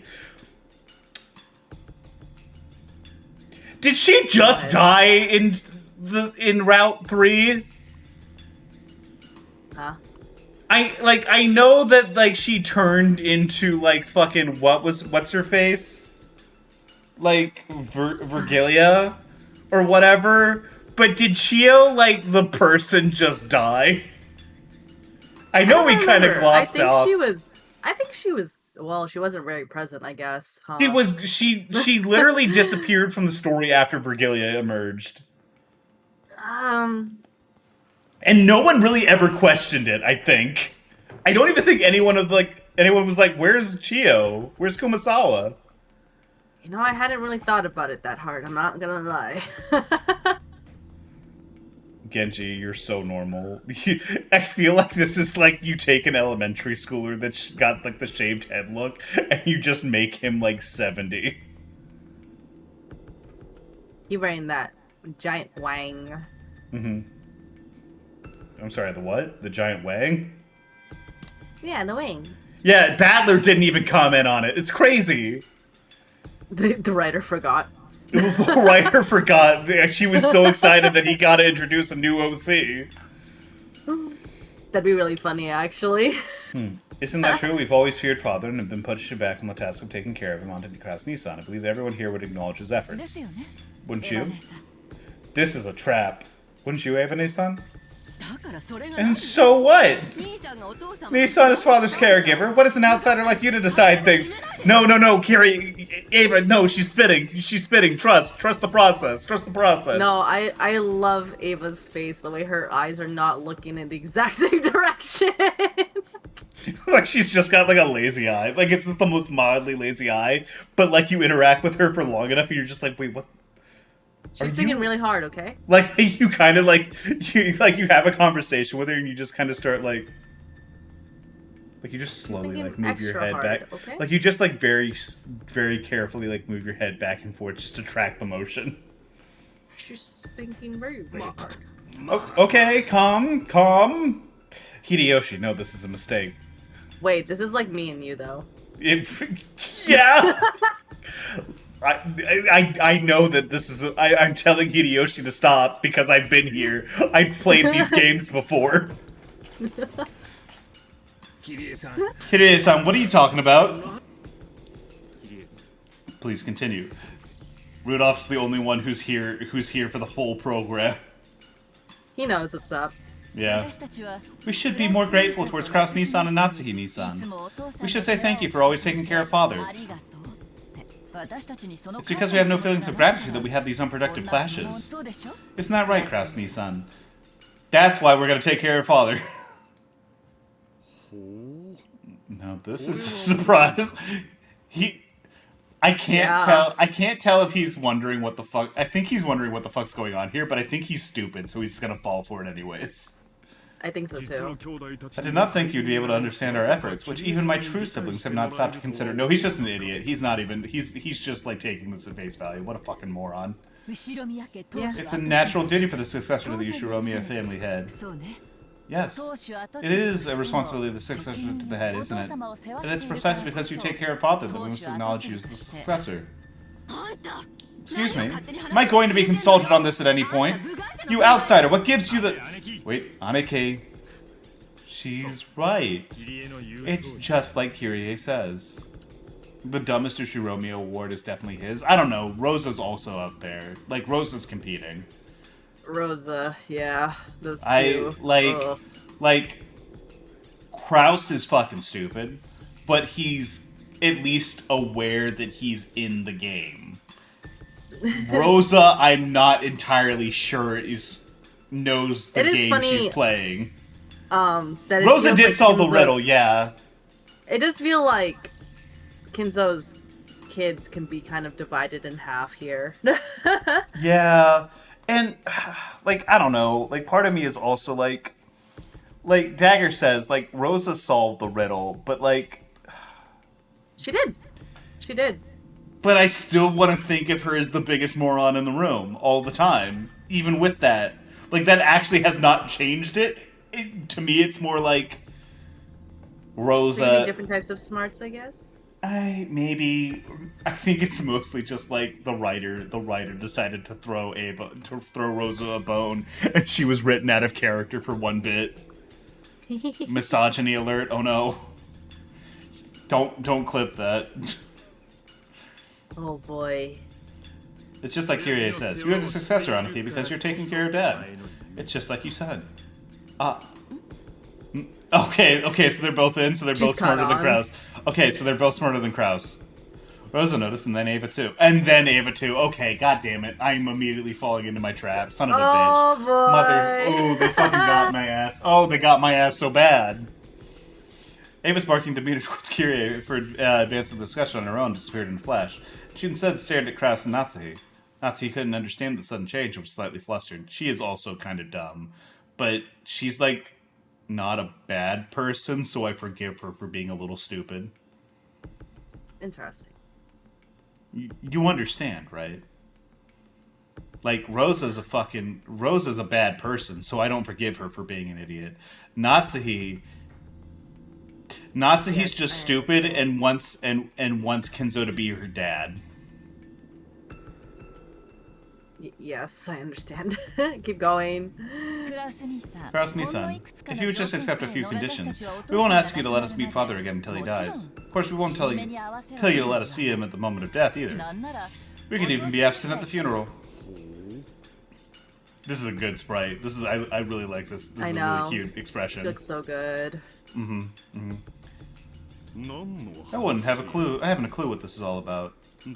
But very well, I will humor you. Tell me the conditions. Yeah, Dagger brings up a good... Dagger, like, Natsuhi I always forgive. It's really hard not to feel sympathy for a woman who has to marry Kraus. Yeah, she considers this... I mean, not like the entire family, but she considers this situation a bit better than her own family, it seems.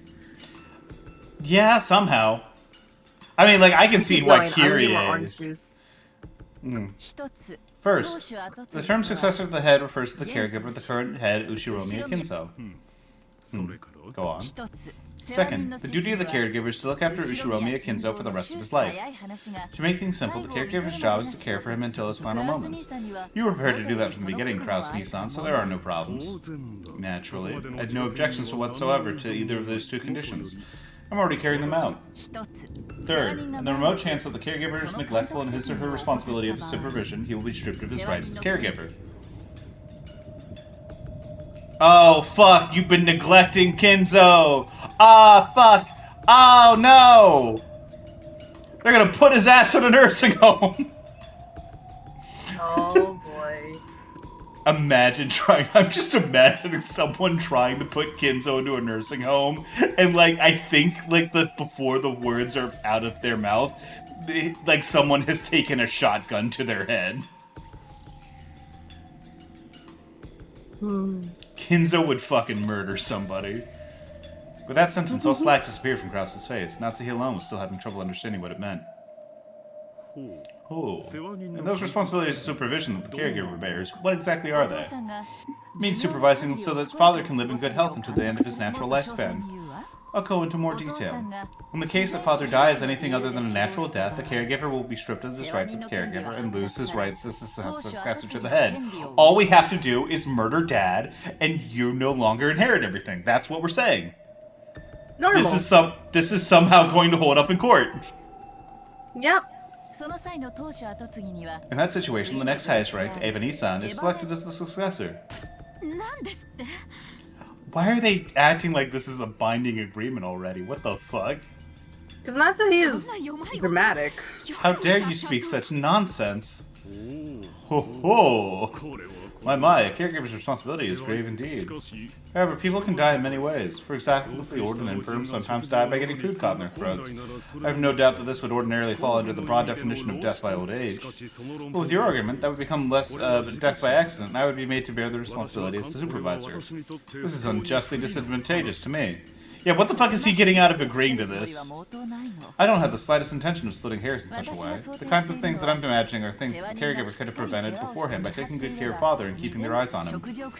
Maybe the caregiver's job to carry food to the father's mouth, but whether he swallows it down or not is clearly outside the caregiver's responsibility. I have absolutely no problems with the case you raised, Kraus Nissan. I mean, yeah, it is kind of dagger, you're right. Then what kind of case do you imagine would cause the caregiver to be blamed for making a blunder? I was about to say they should really hire a nurse full-time to look after Kinzo at this, if this is the case, but like, then I remembered Nanjo is technically in the room. And what kind of case do you imagine would cause the caregiver to be blamed for making a blunder? He's also For got example, like literal servants and butlers. If he disappeared... Are you going to kidnap my dad? The father seems to be of sound mind right now, but he could lose the ability for rational thought and decision-making at any moment, and it would come as no surprise. He could wander around when you aren't looking and get into some kind of accident. Or he could get lost in the forest and go missing, never to be found again. Isn't this type of case clearly the responsibility of the caregiver? Father's mind is perfectly healthy! My dad's cool! My dad could beat up your dad! Of all things, what an outrageous... You might say that one day, suddenly, you saw father go into the forest. I can't imagine, like, what Natsuhi's home life must be for her to lock on a Kinzo, of all people, as, like, the fatherly figure that she really wants. I know, it's crazy. Like, this woman must have had the worst life you could possibly imagine.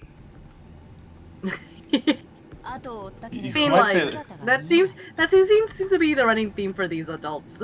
Yeah, they really have gotten fucked over. Like, Kraus is like maybe the only one, but even then, I can't imagine Kinzo was kind to him. Maybe Hideyoshi, but it feels like we're starting to learn that not even Kyrie was safe. Well, yeah, Kyrie always, like...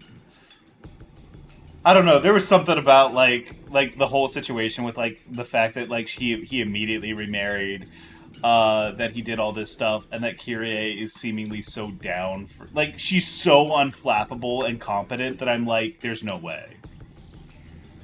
Anyways. You chased after him. You couldn't find him. Despite all the calling of the police and searching, even 7 years passed, unable to find him, and after that time a court declares him legally dead. I'm trying to say that we won't accept this kind of series of events. When father passes away, an autopsy must be carried out, and it must be verified that he died of old age in the most general meaning, within the bounds of common sense. A death for any other reason will be held as the caregiver's responsibility. See?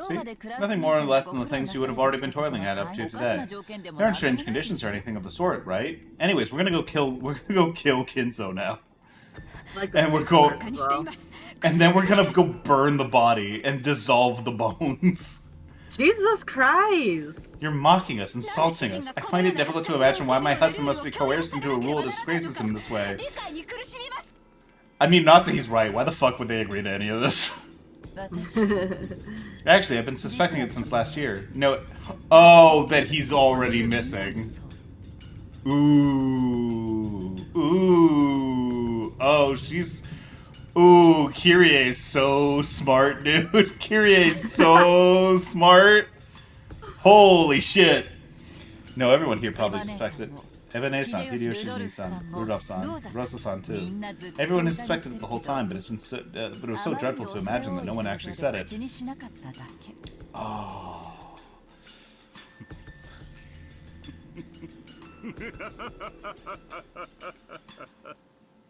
Rudolph, I don't even care how crazy she is. You got fucking lucky, dude. I see, so this is what you're trying to say. The father's already dead and I've been hiding it. Yeah, that's right. Oh shit, and that kind of explains like the red line earlier that there are no more than that many people. Oh fuck. Oh no, that's one of my building blocks for the Canon Shannon Beatrice angle. Son of a bitch. Ah fuck. Oh, no! No, wait a second! This is one of those theories I thought of as the key to solving the final mystery in the previous game. Oh shit, hey, oh shit! I just, for some reason, didn't realize that they would be interacting with each other because they seem so intent on being separate. I mean the last one in the previous game, the mystery of who killed Dr. Nancho? Yeah, the witch definitely did say a lot in red. She mentioned the names of all 18 people and announced whether they were alive or dead, and stated definitively that there are no more humans than that. But with this theory, I can weave my way through that gap. I see. This is one of the answers that don't cause the two to contradict. I see. You understand what I'm getting at. You catch on pretty quick, don't you? It's nice that I don't have to explain. No 19th person exists on this island, but the gimmick does let us mix in an unknown new person, X, despite that. Basically, the names of all 18 people just have to not match the 18 people of the island. Exactly. In red, the witch mentioned the names of 18 people one after another and announced whether they were alive or dead. On top of that, she declared that the number of humans on the island doesn't exceed 18.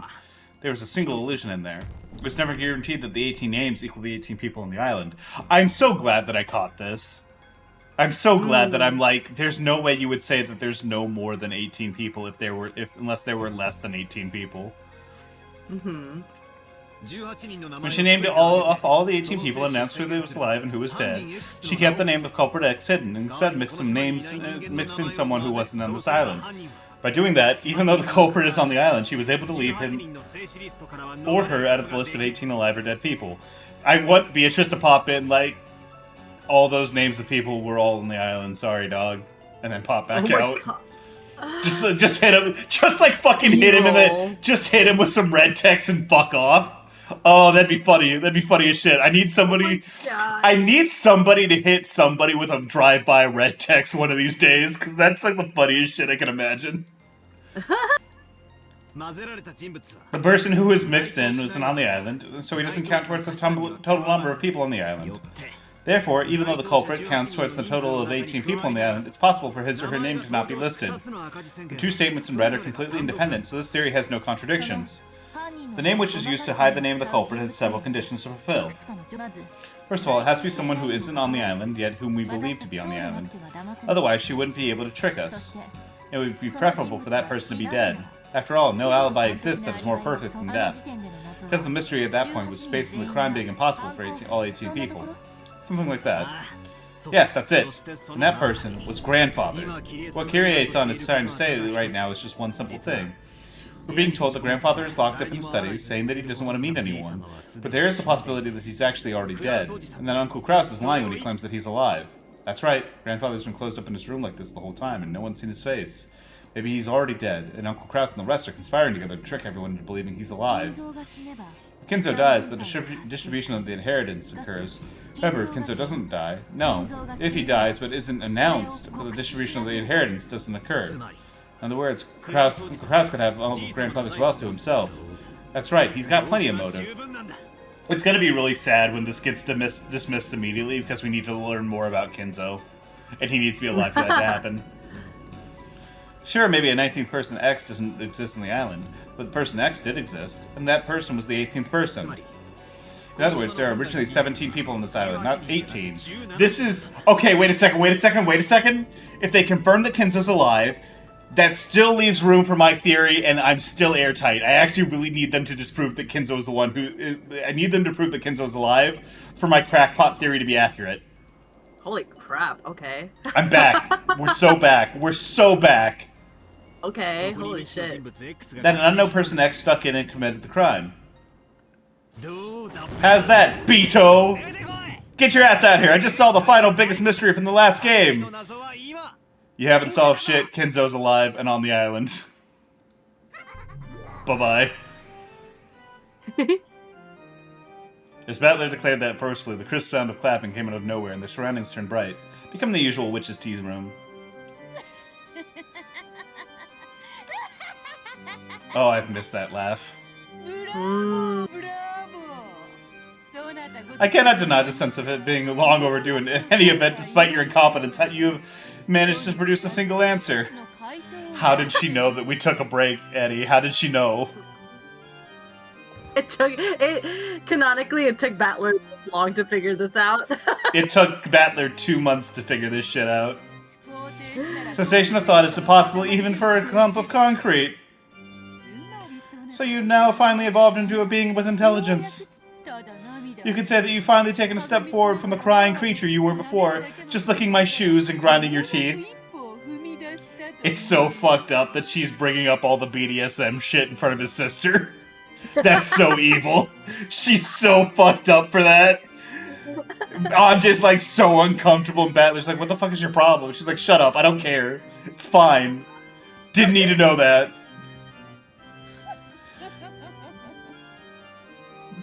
Like, meanwhile, like, her precious older brother figure is just, like, crumbling to dust. I can't believe I let this stupid wordplay make a fool of me in the last game. That's all that happens! All that happens is stupid wordplay makes you look like a moron! That's the whole game! My lameness pisses even me off. Alright, Beto, time for a repetition request. Declare the grandfather's included in the 18 people on the island, if you can. Never in a million years, because he's already dead. This is the end of your deception! Red in 3, 2, 1... Oh... I do want one of, like, just something like this to happen, and Beto to be like, wow, I hadn't even thought of that. No, but damn, that was good. That would have been fucking sick. What if she just said no to saying it? Yeah. Well, now, what to do here? Shall I slice that in twain with the red truth? No. It might be good to hold back for now and let you get all excited. If I'm going to push you off a cliff anyways, it would be much more interesting to lure you to a higher place first. Jeez. She's so fun. As Beto sneered obnoxiously, it even looked to me as if she was searching for the perfect expression to tick me off even more. I need to see, like, a game of Among Us with these characters. I think a game of Among Us with Beto and Battler, I think, would lead to, like, some of the greatest content of all time. I think that any channel that tried to post what happened would immediately be banned. I don't think they could possibly keep it to a level that any kind of social media platform would allow. It would be... the most truly evil thing I think two people have ever done to each other. Right. As if though she was trying to saying that the answer I had finally reached was entirely too ridiculous. In contrast to my visible annoyance with the witch's attitude, Gretel. Oh, I forgot that she's going by Gretel. Like it's a Hansel. God, she's naming herself after Gretel from Hansel and Gretel, and he doesn't get it. What is fucking wrong with this dude? She's trying to lead her brother back with a fuck. God, Battler. I Battler. don't think he realizes how much time has passed. Is the thing here? Well, sure. That's. I mean, I get it. You have to. You come on, man. You have to. You have to. There's got to be a. Why am I expecting there to be a working brain cell in Battler's head? God damn it. Because his It's just dad off. It's might off. have one. I don't know. No, impossible. His dad is just as brain off as he is. It's Kyrie. It's all Kyrie. Occasionally, like Battler, one of Kyrie's brain cells that he inherited is rattling around in his brain, and he has like a brain blast moment. But that's it. Anyways. Almost as though she had expected the witch would act this way. I see. So just like Battler learns and grows, so does the witch. What's wrong, Beto? Quit stalling. Can you repeat it or not? Answer. Stop it, Battler. The witch won't answer so easily, as long as she doesn't think it'll benefit her. What do you mean? Because you've been at the mercy of this red truth in games so far, the witch has used it over and over again. But now the situation is different. You are luring the red truth out and are using it instead as your weapon. In a situation like that, there's no way the witch would keep firing off the red without reason, right? Gretel, whoever you are. It seems that you are quite sharp, unlike Battler. I have welcomed in a fearsome enemy. That is correct. When Battler is expecting me to use the red truth, why do I have a responsibility to answer his expectation? I have no such thing. I don't even have a crumb of that from that croissant that you ate this morning's worth of responsibility to please you. Croissant? Why did you say it like that? Croissant? Why would I say croissant like croissant? Croissant. I wanted a croissant. So I went to get a croissant. Croissant. And then I ate a croissant. Croissant. You bitch! Oh, yes, that's the face! Oh, I started playing with the red truth just because I wanted to see that face! If I can't witness that expression of yours, then I have no reason whatsoever to play around! You're just being a sore loser, aren't you? If you think you can just say a bunch of crap to trick me because you can't respond to my repetition request, it's not gonna work! Don't be so full of yourself! An answer like that I can cut into pieces with no trouble at all! But I will deliberately refuse to speak in red. I refuse to speak because that's what you want. Do you understand why? You just said it. You want to push them off at the sweetest spot. This ill-natured witch is saying she won't use the red anywhere you ask for it anymore. In other words, she won't play along with your game of repetition requests anymore. Exactly. Unlike Battler, everything goes quickly with this woman, so there's never a need to explain. I will speak as I like with the red truth at the time that I desire. Yes, the use of red truth is basically a right the witch has to exercise as she pleases. It's not a responsibility she has to fulfill at whatever time the human side desires. But that depends on the details. The details? What do you mean? Witch has no responsibility to respond to your repetition request. But when, and only when, your claim would destroy the witch theory, it does become a responsibility. Because in this court without a judge, that which is not refuted becomes the truth. In just the same way that whenever you stop thinking and begin unable to make a counter-argument against the witch theory asserted by the witch, it immediately becomes true. Then, since she doesn't have a counter-argument to my reasoning, that means it's right? I'm correct in my deduction that the culprit is a mysterious 18th person X and grandfather is already dead? At least until the witch argues back. Truth loses to new truth farther in the future. The tricky part is that even the timing of the counter-argument is up to the witch. In other words, maybe your reasoning just now is correct, or maybe the witch is holding off on arguing back even though you're mistaken. Or else the witch may be ignoring it because it doesn't shake the basis of the witch theory in the first place. The point is, we can't tell the difference at the current time. Is that more or less it?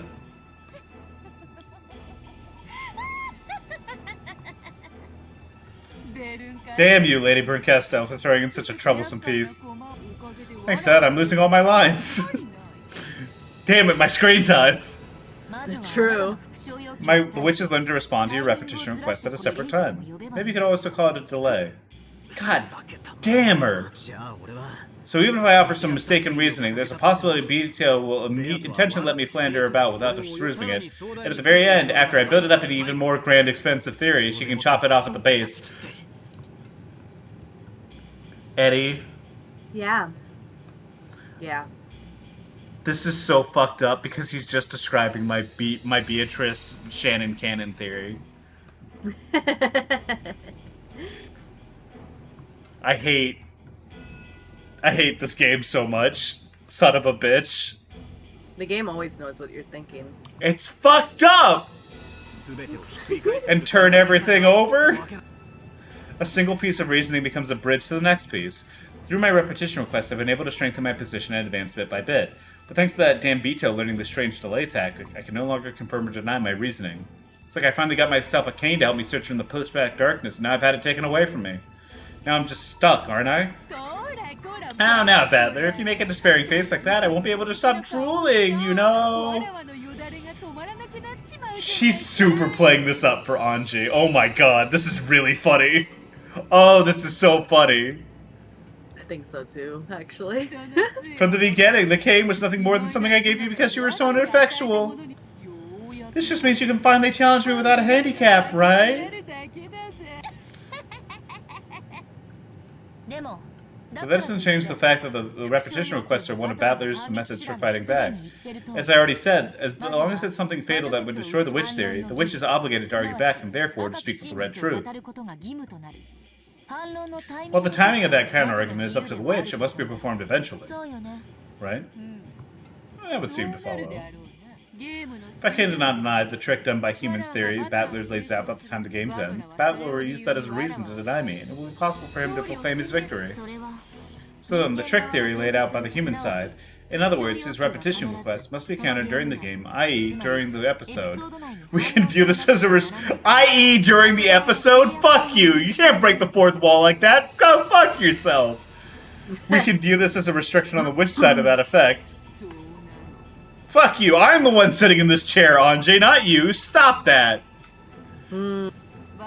Battler's goal is to show that he can explain with humans the entire pleasant game I have laid out on this island to deny me. If Battler succeeds in that, at that time, Battler shall become the victor of this game. Let me confirm the rules. Am I okay to interrupt the time the game ends, interpret the time the game ends, as referring to midnight on October 5th, 1986, going by the time of the Rokenjima in the game? There are no problems with that. If, at the time the game ends, the human side can assert a trick theory for all the mysteries, and there is no counter-argument from the witch side, then the human side can declare victory. Any problems? Let us be a little more rigorous. At the time the game ends, the witch side shall be given the opportunity to argue back. I'll set a time limit on that. 1 minute. If the counter-argument is not carried out within 1 minute, victory shall be declared. Then allow me to oppose the same rule on you. Aw, they're so fucked. Human side's so fucked on this one. At the time the game ends, the human side will be given 1 minute counter to the mysteries that has been given. If there is even a single mystery that has not been countered within that time, it becomes a victory for the witch side and the game is over. It would spoil things terribly to have the game stop for lengthy consideration, you see. God damn you both! Battler's like, this fucking sucks! Fuck both of you! 1 minute?! Yep. Moving things along without me. But I more or less get what's going on. So even if my repetition requests aren't countered instantly, they must be countered eventually. That's right. And that must happen before 101 on October 6th. But be careful. The witch only has to cut up a single one of your repetition requests. You can't declare victory unless you can solve all the mysteries. That's so... Battler's gotten fucked... Battler got fucked on so hard here? This is crazy! This is so much harder! Just like I can use the red, Battler, from now on, I will permit you to use the blue. Let's go! Let's go, baby! While explaining my magical murders with human tricks, you may make declarations in blue. I will be under obligation to counter your blue with the red by the end of the game. So basically, I'll speak my repetition request in blue. It's like, how do I do that with my mouth? Not exactly. It's possible to use repetition requests for anything, no matter how trivial. But the blue is a little bit more restricted. It's only valid if it denies witches on its own.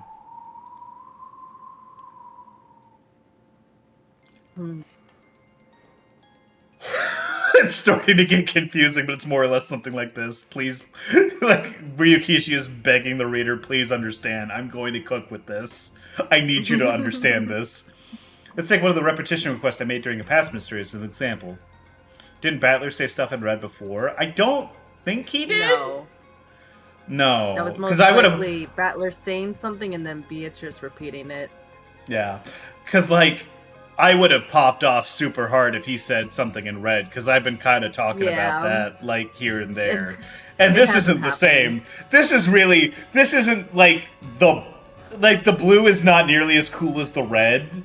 Because, like, Battler really needs to say something in red.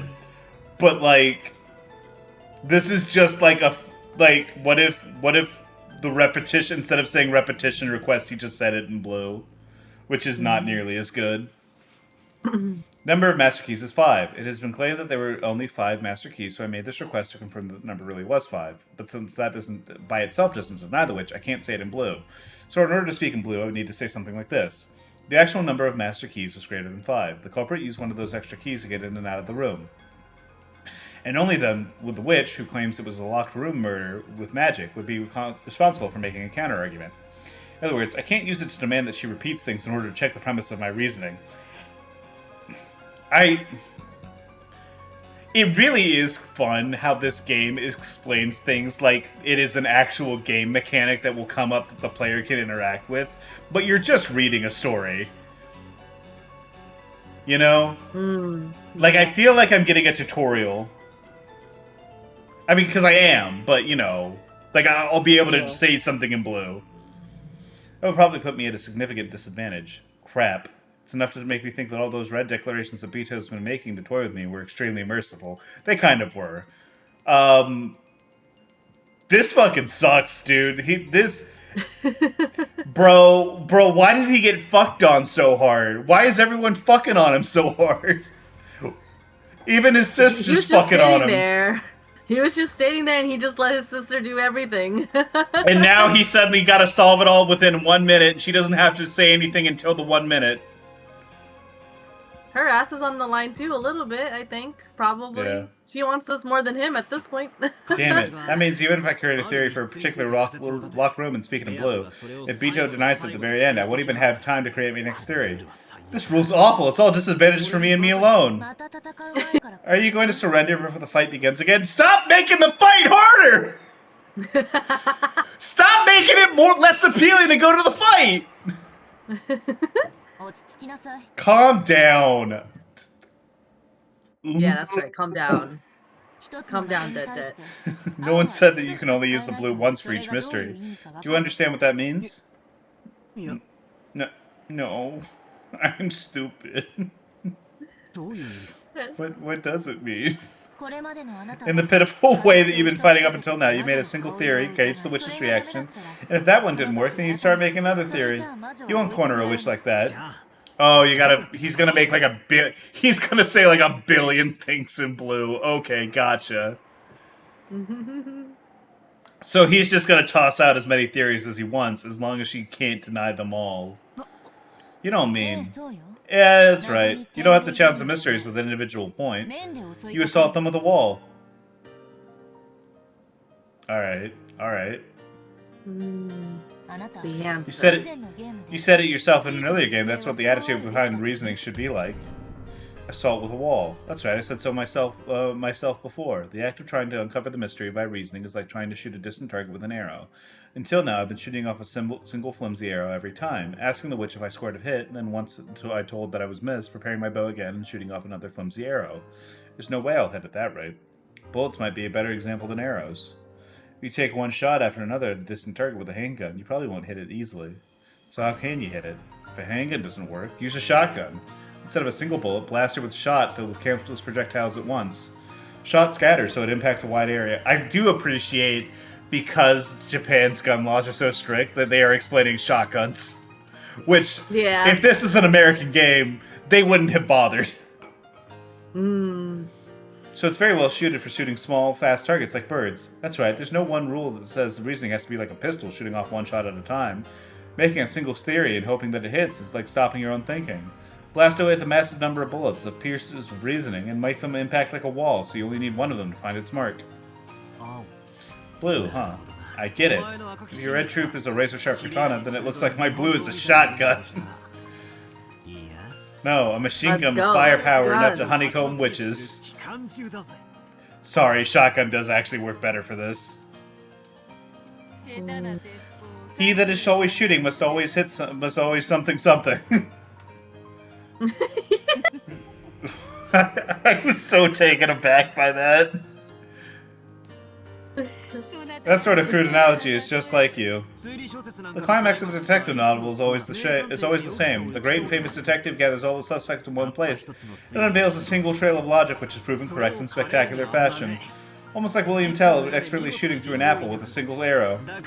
That's why I mistakenly thought of it like a virtue. Sure, that would probably be magnificent if I could shoot through the truth with a single guess, but it isn't realistic. Just look at real wars. Do I really think that everyone pulls long guns out of the trenches, aims really well, and takes a single shot at a time at the other side? They don't, right? They fire rapidly, they fire all over the place, they pin down enemies with a barrage. Reasoning was the same way. Because of that weird virtue, I've been stuck thinking that I can only take one line of reasoning at a time. We humans can fire off countless guesses and possibilities. Imagination is ammunition. Suppression of thought is a clogged barrel. Oh, this is a fun metaphor. He was so pleased with himself when he wrote this. And he's right to be. He's good. This is good. The pathetic way I've been reasoning up until now is like a pea shooter. Incredibly awkward, like I've been weakly firing off a shot, getting it denied in red, and receiving the next bullet and reloading. My blue truth that claims that human tricks are the truth will overwhelm the target, the fantasy told by the witch, with all the firepower of my imagination. This is my Ushiromiya Battler style way of fighting. But you couldn't figure it out. You didn't figure it out at all until just now. Battler, Anji gave that to you. Misogyny is real. I can't believe he's taking credit. It's the Kyrie thing. He's just constantly taking credit for the inventions of women. Yes. Thanks to you, I figured out how the real way to fight, stealing from women. Yeah. Thanks, Gretel. Oh, God, I You're hate that he welcome. can't even call her real name. This is so fucked up. Anji, I get you don't want to be like whatever about it, like you want it to be this big moment. You just gotta tell him he's your sister. You're his sister. I mean, come on. Like I know, I get it. You want this to be a big thing. Just fucking talk to him, for fuck's sake. It's enough to make me think of how pathetic I was before. Battler. Still are. Battler, yeah, I don't wanna shock you here. It's not looking great for you on this side of the wall either. It's like what Bito said. I've had the benefit of a handicap up until now. I'll acknowledge that. New rule, understood. I have my own way to fight. I'll show it off to you. Excellent spirit, I like it. Then try using it right away, this blue truth of yours. I'll use it alright. With this blue truth, I can break apart your witch theory, which states that only a witch culprit was possible because everyone had alibis. This is my truth. Ushiro Kinzo is already dead, therefore the true number of people on the island is 17. By adding an unknown person next to that, it becomes 18 people. By supposing that person X exists, the crime is possible even if all 17 people have alibis.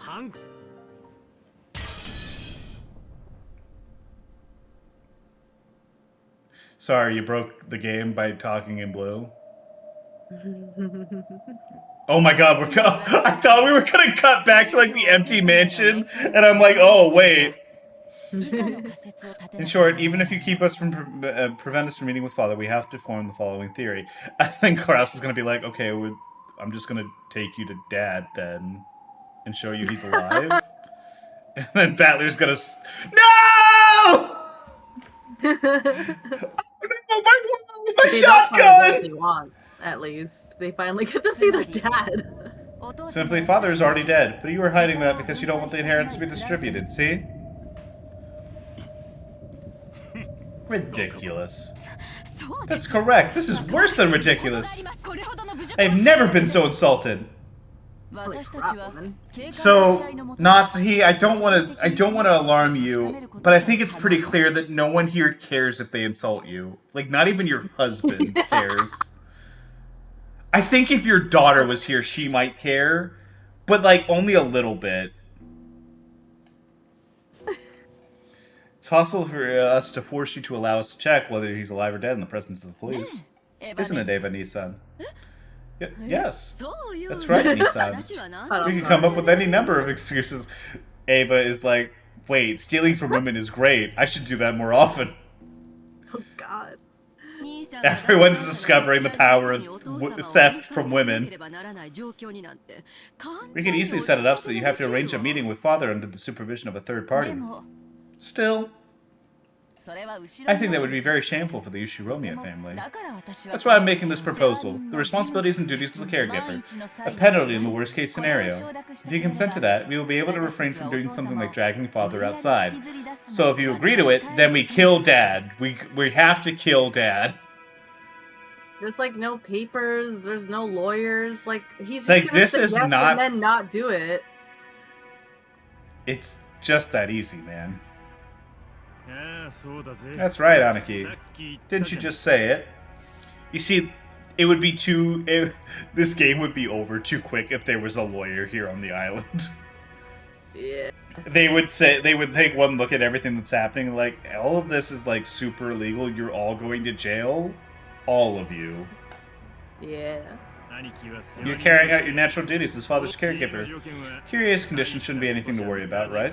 Why the overreaction? You're really worried about having your position of successor dragged out from under you if Dad dies of something other than a natural death. Or what? Do you have an idea of how some way father could die other than a natural death? Of course I don't. I see. I too understand how father feels. A pitiful final years, unable to die, even die as he pleases. Truly pitiful final years. And what we suspect are those final years are always in the... And what we suspect is that those final years are already in the past. You can completely clear the suspicion just by letting us meet with father. So even after all this humiliation, you still won't allow us to meet with him, Kraus-Nissan. I mean, she does kind of got his ass. Yep. Father's probably already dead. You dispose of the body in absolute secrecy, most likely. And after taking all the wealth for yourself as father's agent, you will make it so he disappeared and spend 7 years making father a corpseless member of the deceased. Yippee! Hey, Video Tree. I'm sorry, please don't take it badly, alright? I'm just playing detective here.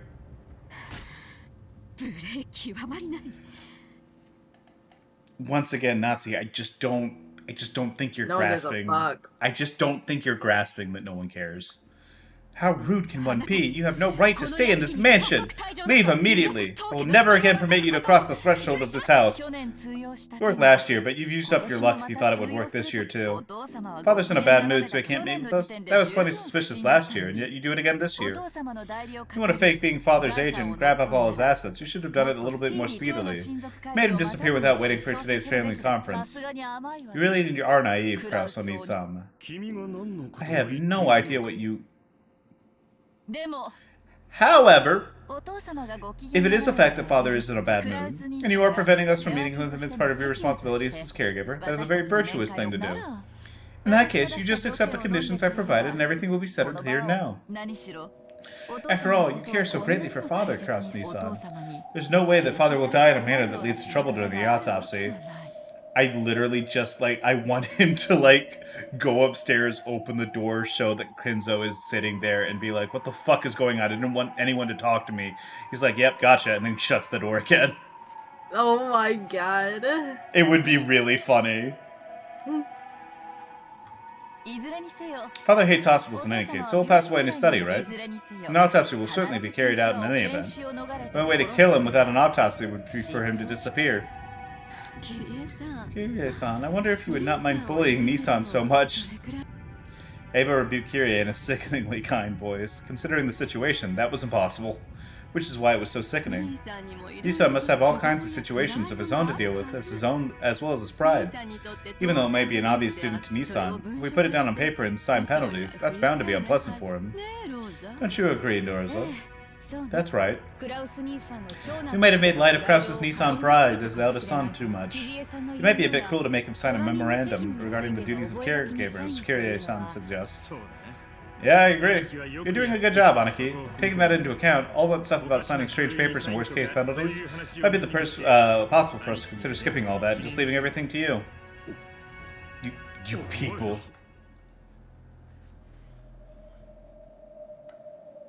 Not just Ava, but Rudolph and Rosa as well began closing in on Krause, with unnerving smiles on their faces as though they had planned this beforehand. They now understood perfectly how Kyrie had cornered Krause and exactly where she was prepared to compromise. The memorandum regarding the responsibilities of the caregiver.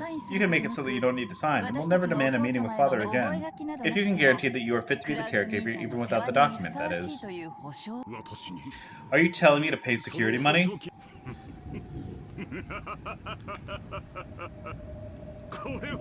This is ludicrous. Once again, walk upstairs, open the door. Ludicrous.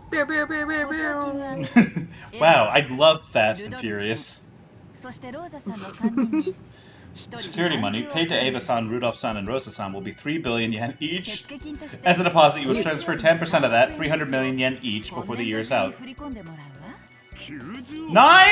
billion?! I don't have that kind of money! What do you think I am, made of cash? He says underneath his pure gold chandelier adorned with crystal. After your father passed away, you should be able to work it out. Our investigations have told us that much. And the deposit of 900 million yen, you should be able to manage even in your current financial situation. And it should be even possible for you to borrow it from father, right? There's no need for this obvious charade. How unpleasant. Truly unpleasant. It is at that, and it was disrespectful enough just within the discussion of father's inheritance. Father's already dead. My husband is hiding that and keeping all the money to himself. I've had enough of this. None of you are qualified to bear the name Ushiromiya any longer. Calm down, Natsuki-san. Hideyoshi, like, bro, you gotta. I know you want to try to salvage this. I know that's your instinct. You gotta realize that they're just doing too much. I forgot that he was in the room. Yep. And the rest of you, that's enough talk for now.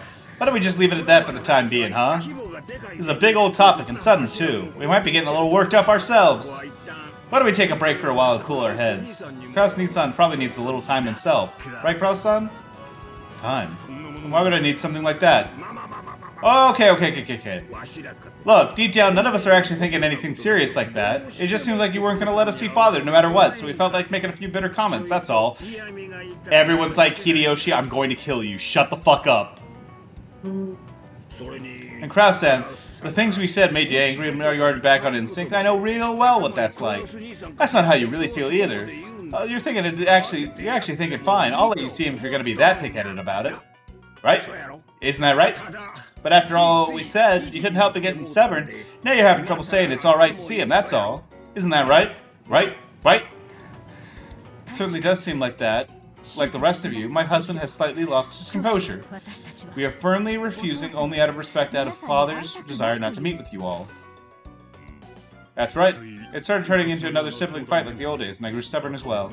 Let us cool our heads. I understand now how strongly you all desire to meet the Father. I will pass that on to him. I'll find some way of convincing him that he will see you. How is that? Alright. I think it's alright to give Krause-san some time to persuade Father. Yeah, we're counting on you, Aniki. Please do a good job of persuading him so that he'll meet with us. After all, you're Dad's caregiver. How about persuading him? Let's set a limit on sometime tonight, alright? When tomorrow comes, we'll confirm Father's well-being, even if we had to break down the store to his study. You have no problem with that, right? It is really fun that this is going to be the Kyrie story. That this one's going to be the Kyrie chapter. I feel it. She's getting a lot of focus, and then there's Anji. You think she's gonna be the woman with the shotgun? I think so, but I think the second she gets that shotgun, I think it's gonna be... I don't know if she can get the shotgun. I think if she gets the shotgun, unless something happens where she starts gunning down every other member of the... I think if she gets the shotgun, she's going to start gunning down every other member of the family. I think Wait, she's what? going... I do genuinely think that. I think that she's like, well, if I just kill everyone, then we have the money, and that's it. We can figure out everything. Like, I can figure out everything. Jesus. Like, normally, like, before the revelation of last chapter, where, like, Kyrie is, like, kind of, like, fucking crazy and obsessed with Rudolph, like, I think I would have, like, trusted her the most with the shotgun. Like, she would have picked up the shotgun and it would have been over in 5 seconds. Yeah. But... That's why I'm surprised hearing this. But I do you've think... been saying that the whole time until now. But I do think... I don't know. Like, I think last chapter has kind of, like, turned me on, like, that she is maybe, like, the most, like... I don't know if she has, like, morals so much as she has, like, a series of actions and consequences in her brain. I don't think if she was put in a position where she could get away with murdering, like, everyone other than Rudolph, I think she might do it. Phrasing. Who's phrasing? I don't know. I probably said something in a weird way. Maybe me. No, we'll figure it out. I'm sure Dagger will elucidate. Do as you like. I see. It seems that I'm not given much time to persuade him. Come, Nazi. We shall ask him to be with. We shall ask him to be with us for. We shall ask him to at least be with us for dinner. Ugh. Here. It's not that I don't trust Kyrie. I just think that, like, especially after having seen, like, the rest of the family, the rest of her, like, some of the other members of her family, and, like, the revelation about, like, what was going on, like some of the stuff that was happening in the background, like, and, like, some of the stuff in chapter 3, or episode 3, I do think that, like, she's probably, like, one of the least, like, she's one of the women here with, like, the least grasp, like, her series, what determines her actions is not morality. It's not like this would be wrong or this would be right. It is the consequences of actions that she would take.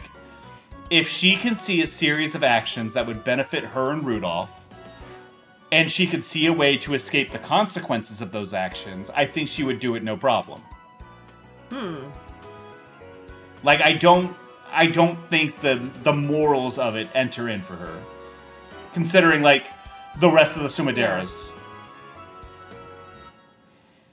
Kraus left the pot accompanied by Nazi. Once their footsteps disappeared, Hideyoshi breathed out heavily and flopped onto a sofa smirking. Ah, we fucking got him!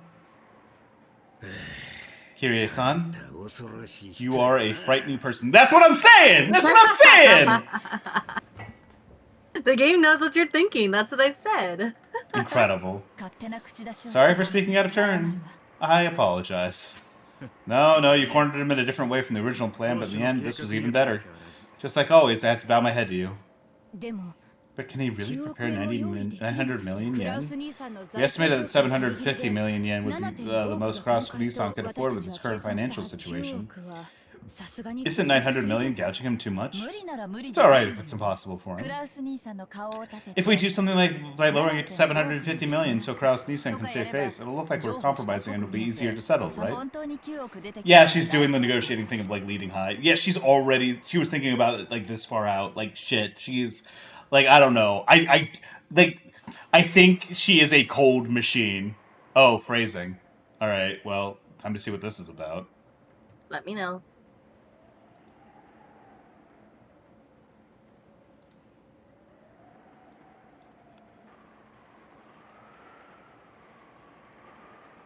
Oh, he kind of... I misspoke, and I accidentally made it sound like he turned me on. Oh. Incredible. If he really does come out with 900 million, that's even better. Nissan's probably having a strategy meeting with Natsuhi about now. He's not. He doesn't fucking talk to his wife about shit. He doesn't trust her. He doesn't think she's competent or smart. There's no way. It'll be truly interesting to see what kind of twisted logic or proud Nissan can come up with as an excuse. Convince father. There's no way he can. There's no way to convince someone who doesn't even exist. Whoa. I don't like this. Scary. Oh, are we just cutting to, like, midnight? All my siblings have taken their time out of their schedules to come here to the annual family conference. Kraus and Natsu could be seen in Kinzo's dimly lit study. Every once in a while, thunder could be heard, and the dimly lit room flickered with light. It seems that the island would be closed off by the storm very soon. Father, please, just this once, show those disrespectful people the majesty of the head. Phrasing, Natsu.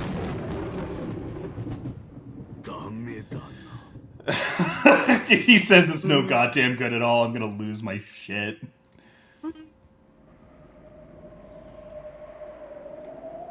It's no good. No goddamn good at all. The large figure standing by the window, his majestic back facing them, quietly yet forcefully gave his answer. His head was hung slightly and he appeared to be trembling. Eventually a mumbling laugh reached through them over his shoulder.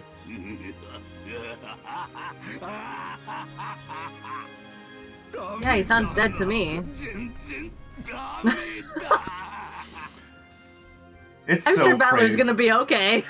It's so crazy to me that now I just have to consider a world in which Battler does all the shit that Kinzo does because they're like the same kind of person deep down, and I'm like, no, I don't.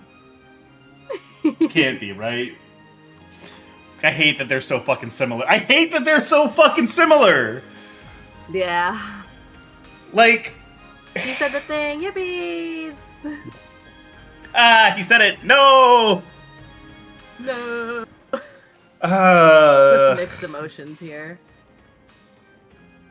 Is it worth trying to float, like, Battler is Kinzo time travel theory? I don't think that's productive. I don't think that's likely. I'm not fucking with that.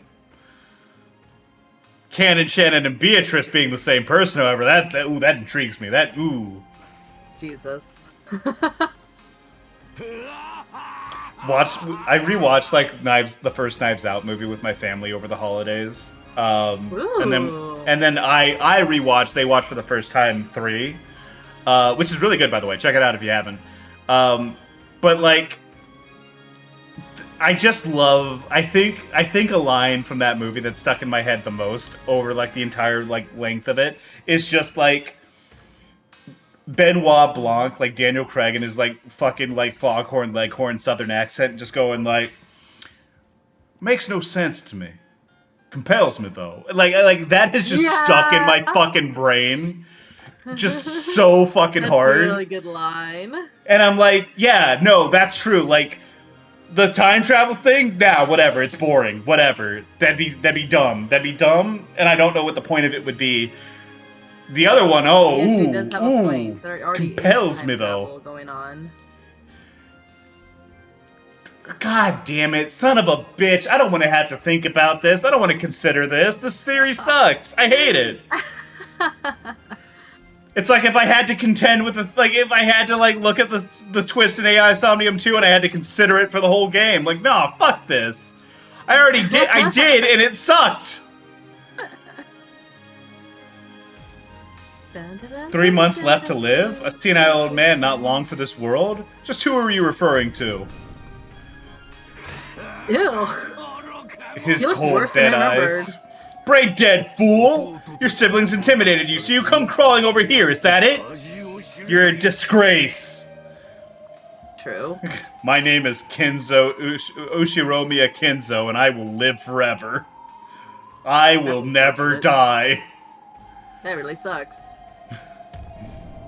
As Kinzo spun around and brandished his cloak, a blast of wind shook up the stale air inside the room. This is unfortunately not going to do anything for Natsuki's hero worship.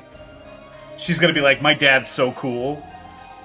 Oh god. As Kinzo spun around and brandished his cloak, a blast of wind shook up the stale air inside the room. The air pressure expressed clearly the majesty and willpower of Ushiromiya Kinzo. It was no wonder that at all the Kraus landed on his backside, as if that pressure had literally blown him to the ground. As though showing consideration for Kraus, who looked as though his legs had been swept out from under him, Natsuki also crouched down. She didn't do anything. Oh, it's really funny. I think it's so funny that like Kraus is like the one scrambling back and fell down, and Natsuki's like, I guess. Oh no, I also fell. Nothing bad ever happens to the Ushiromiya.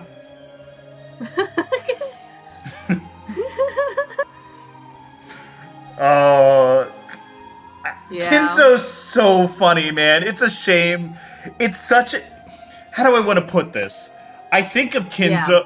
Kinzo, to me, is a very, like... He is a very Trump character in that if it wasn't for the fact that he was doing all this awful shit, I would love to just watch him forever under a microscope.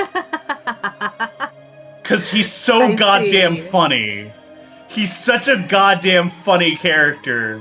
And he's so entertaining. But he's just so evil. Yeah. He's just the worst. Even though we have this guy who looks like Trump right here, I still can't get over how much Krause is just like Trump. I just like, it's so funny.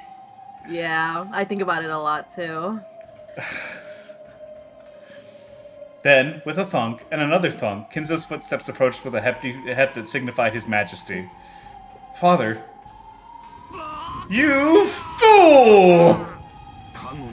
I heard it all from Cannon! How pathetically your siblings made you dance like a puppet! Damn, Cannon's a snitch. Krause even has a failing hotel business. Son of a bitch, you're right! Fuck! Was he actually inspired by Trump? I'm actually... Ooh! I can look into it. I- Nobody else I- is allowed to look into this, though. Yeah, They're yep. probably gonna get spoiled Big time. Father, my husband's doing his best to protect your honor. Without lending an ear to Natsuki's words, Kinzo extended his palm to cut Krause's collar with the latter sat on the floor. No, he curled up his fingers, leaving only his index finger out, and then, with that one remaining finger, he pressed hard into Krause's collar, twisted it, and slowly, with just one finger, he raised Krause high into the air. Sorry, I'm God! Wait, hold the fuck Truly, what a pathetic creature you are. on. Oh my god. You even need your wife to speak in your defense. A woman. I'm supposed to be... According to this one guy's fantasy of me 12 years in the future, I was gonna give it to my daughter. I would rather die. If you have an excuse, man up and show me you can give it yourself. Holy shit. Whoa, one finger? Kill said? him! That's crazy. Kill him! Kill him! Kill him! Krause's feet scrabbled in the air. Kinzo's brawny finger was choking him. He couldn't even open his mouth, let alone talk. However, even if he had been allowed to open his mouth, as he was now, there was no way he'd be able to think up an excuse Kinzo would accept. Still, what incredible power he possessed. No one would call Kinzo an old man after seeing this superhuman strength. Yeah. I The want him fuck to. is I want him to immediately drop dead. Like Kinzo, I want him to put Krause down and then fall over, and he's just dead. scary. Father, my husband, he has his own way of fighting. It involves being pathetic and getting owned a lot, and then he never wins. But he's fighting. I beg you to forgive him. I'm sorry. There's just no way any of your children could be as cool, as big a Chad as you are. Nazi. Fighting is the process you undergo before you achieve victory. You cannot call it fighting if it ends in a loss. If you didn't win, you should have never tried, Kinzo says. Wow, that's really inspiring. He's so cool. Like I said, if it wasn't for like the weird grooming pedophilia shit over there, I would love this guy. What a fucking asshole. What a fucking monster.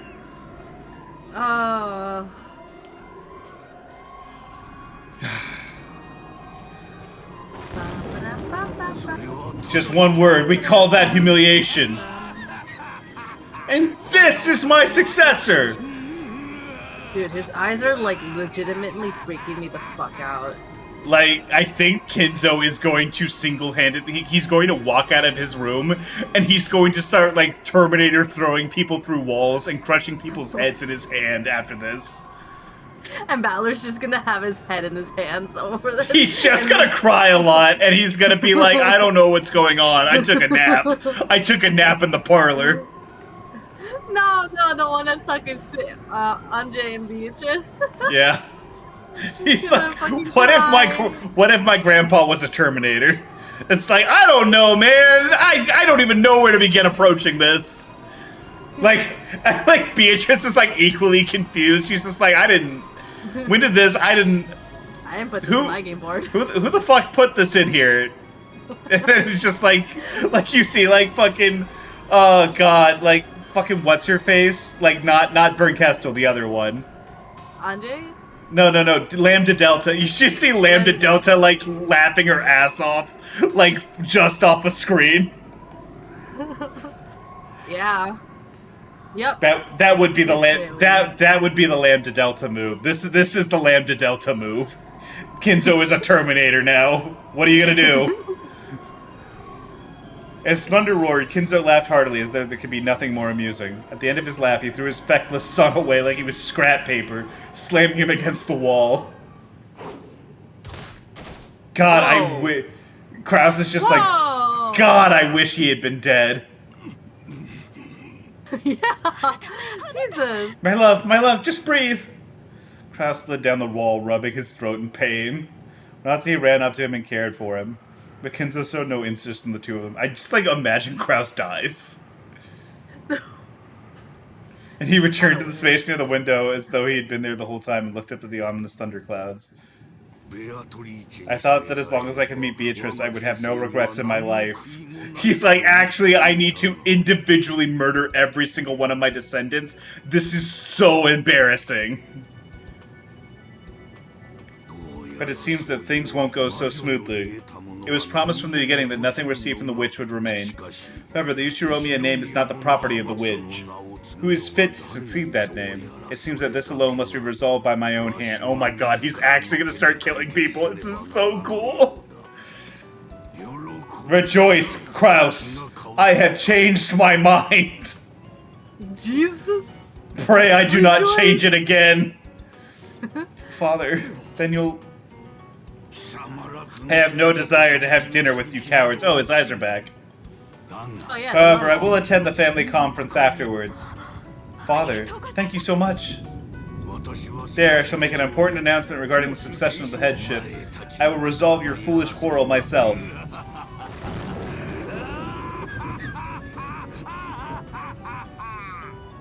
Oh. God, he's so funny. Okay.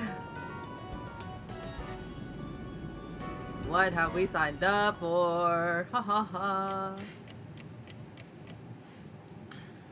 He will. Kinzo's fucking pissed. Alright, so we gotta save it here. This is obviously the stopping point. Yeah. Oh shit, I didn't even realize how late it was. Oh, God, it's so good to be back. Oh, my God. Umineko's so good. Okay, so, like, if you had to poll me, like, what do you think's going to be one of the inciting incidences of, like, Chapter 4, or Episode 4? You could put a gun to my head, and in no world would I be able to answer. Kinzo starts picking up people with his finger and throws them around like rag dolls. And it's like, fuck it, I'll do it live. I'll do it myself. Oh, this is so funny. This is the funniest game that's ever existed, actually. Alright. Thank you all for coming out. We will see you again later. I think tomorrow. I think this is locked in. We are going to have another Magic the Gathering night. Me, Mel, Hempley, and Dizzy are going to be playing some Commander with some precons as before. Don't tell anyone. I'm pushing for us to like. I don't know if it's going to be all the time, but I want us to move away from like the precons, and I want to make actual constructed Commander decks, and I think that'd be really fun. But we'll see. I'm telling them. No, it's fine. They already know. They already know that I'm pushing for it. It's fine. Anyways, So who we'll are go we ahead. not telling? I don't know. I don't know why I treated it like it was a secret. It was funnier. Anyways, thank you guys so much. Is there anyone I want to raid? Is there anyone I want to raid? There's no one. Oh, fuck! Hear-Me's playing 40k. Let's raid Hear-Me. Yay, Give me- hear me. Give me 2 seconds. He's playing some Dark Tide. Yeah, hear me. Raid yippee. Hear-Me. My good friend Hear-Me. I love him so dearly. Anyways, thank you all for coming out. We'll see you later. Potentially tomorrow if you guys want to come out for that. And after that, I think Eddie's going to be streaming some Animal Crossing on Monday. If I'm not wrong. That would be nice. That would be nice. Anyways, we'll go ahead and see you later. Bye bye, everybody. Bye bye.